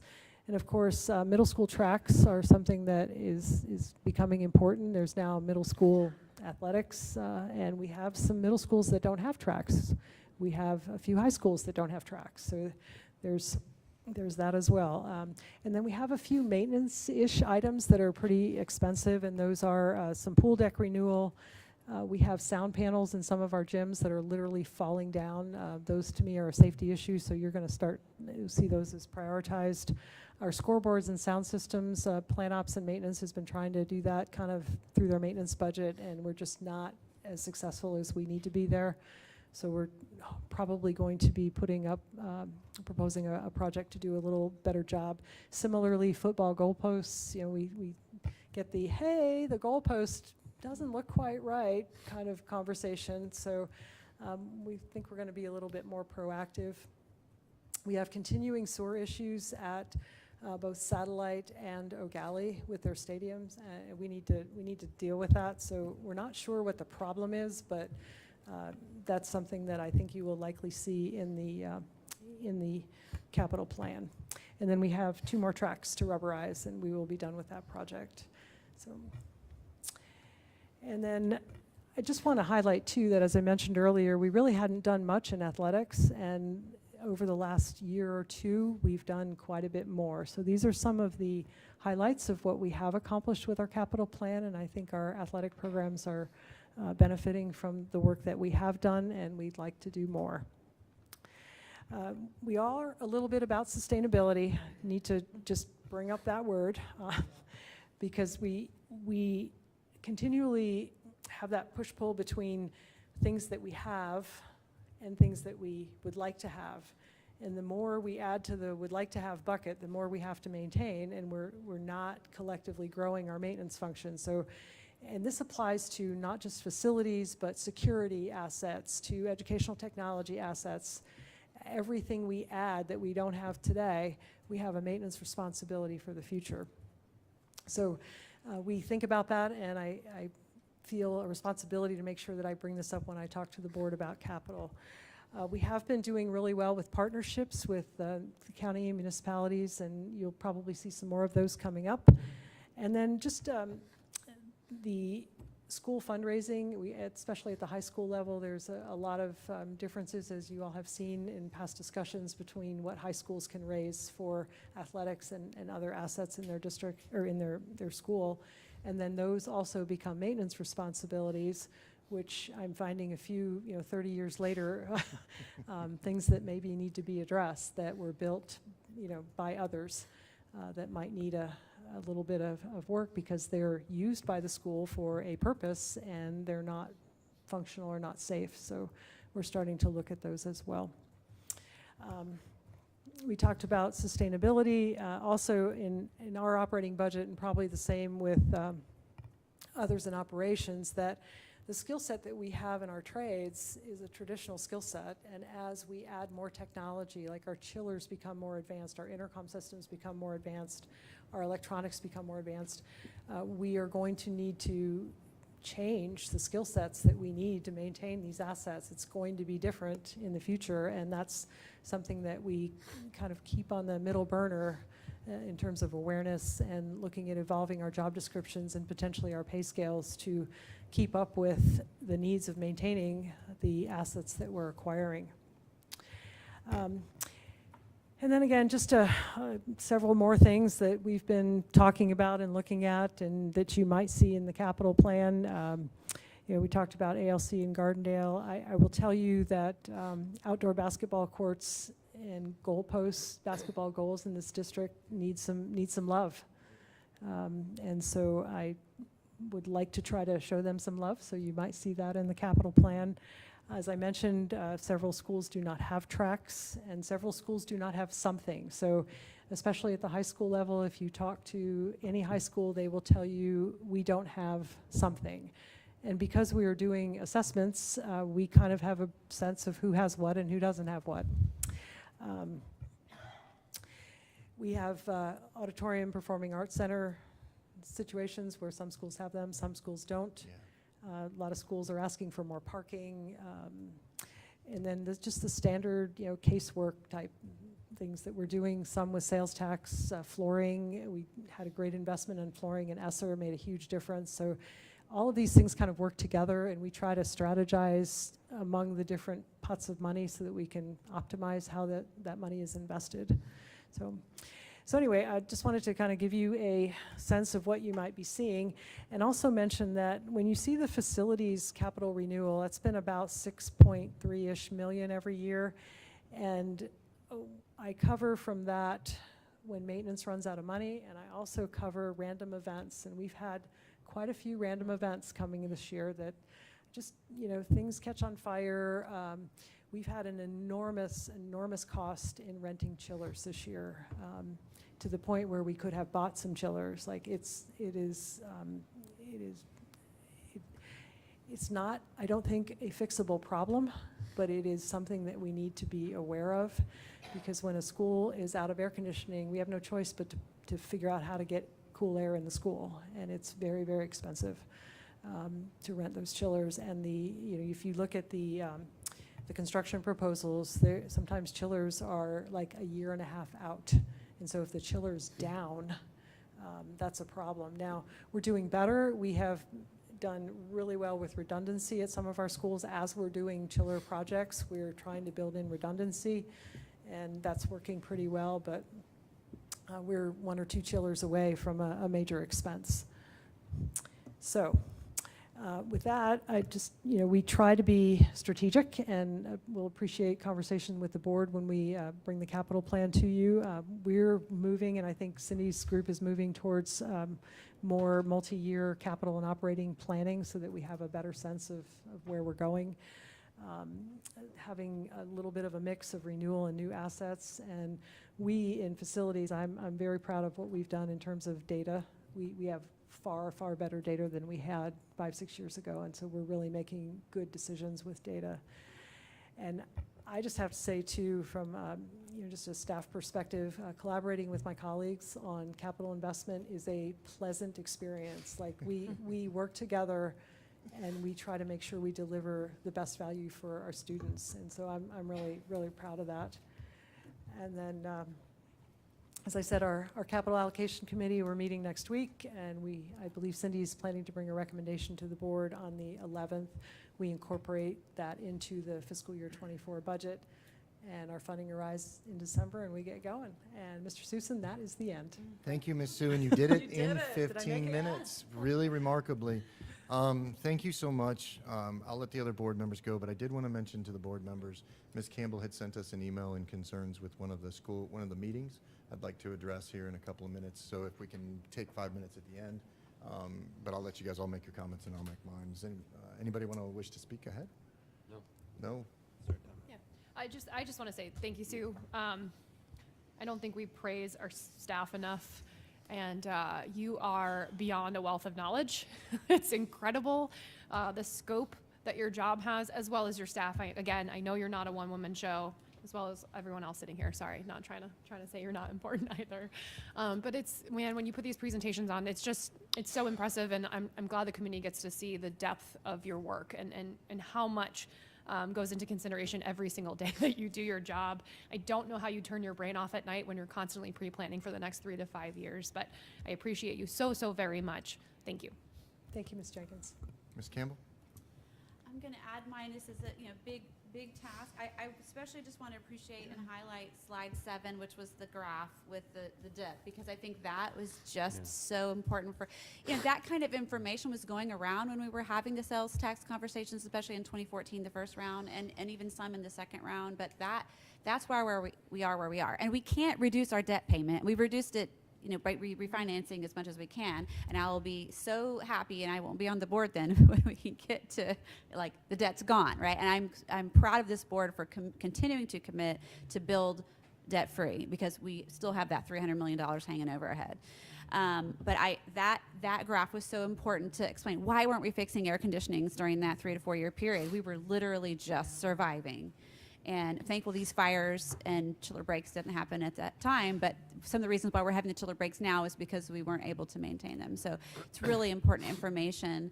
And I appreciate, too, the way the staff and the contractors you guys work at, because every time we do and there may be a little wiggle room budgeted into the projects, but I love seeing when we have a sign off that said, oh, we budgeted this much, but it only costs this much, so that's $60,000 that gets back into the capital budget, which I know you have a plan for once we get it back for fires and lockers and things like that. So thank you. It's very important information, and I hope that the community paid attention this long to get to see this important information.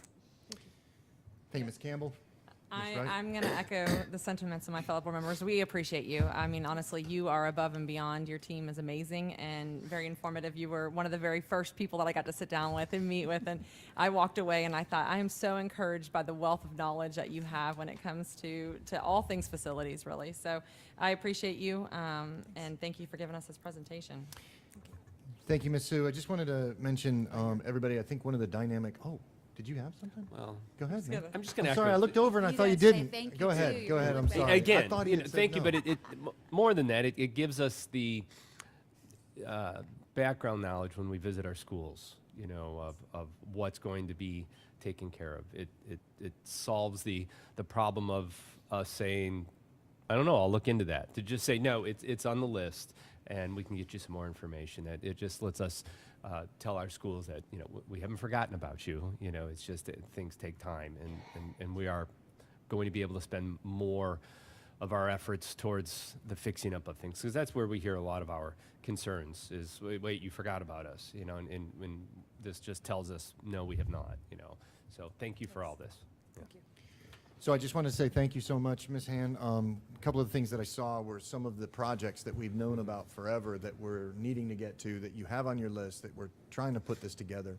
So I think within the next 6 months, we'll probably put something together in that scope of when these come on in 1, 3, 5 year kind of idea.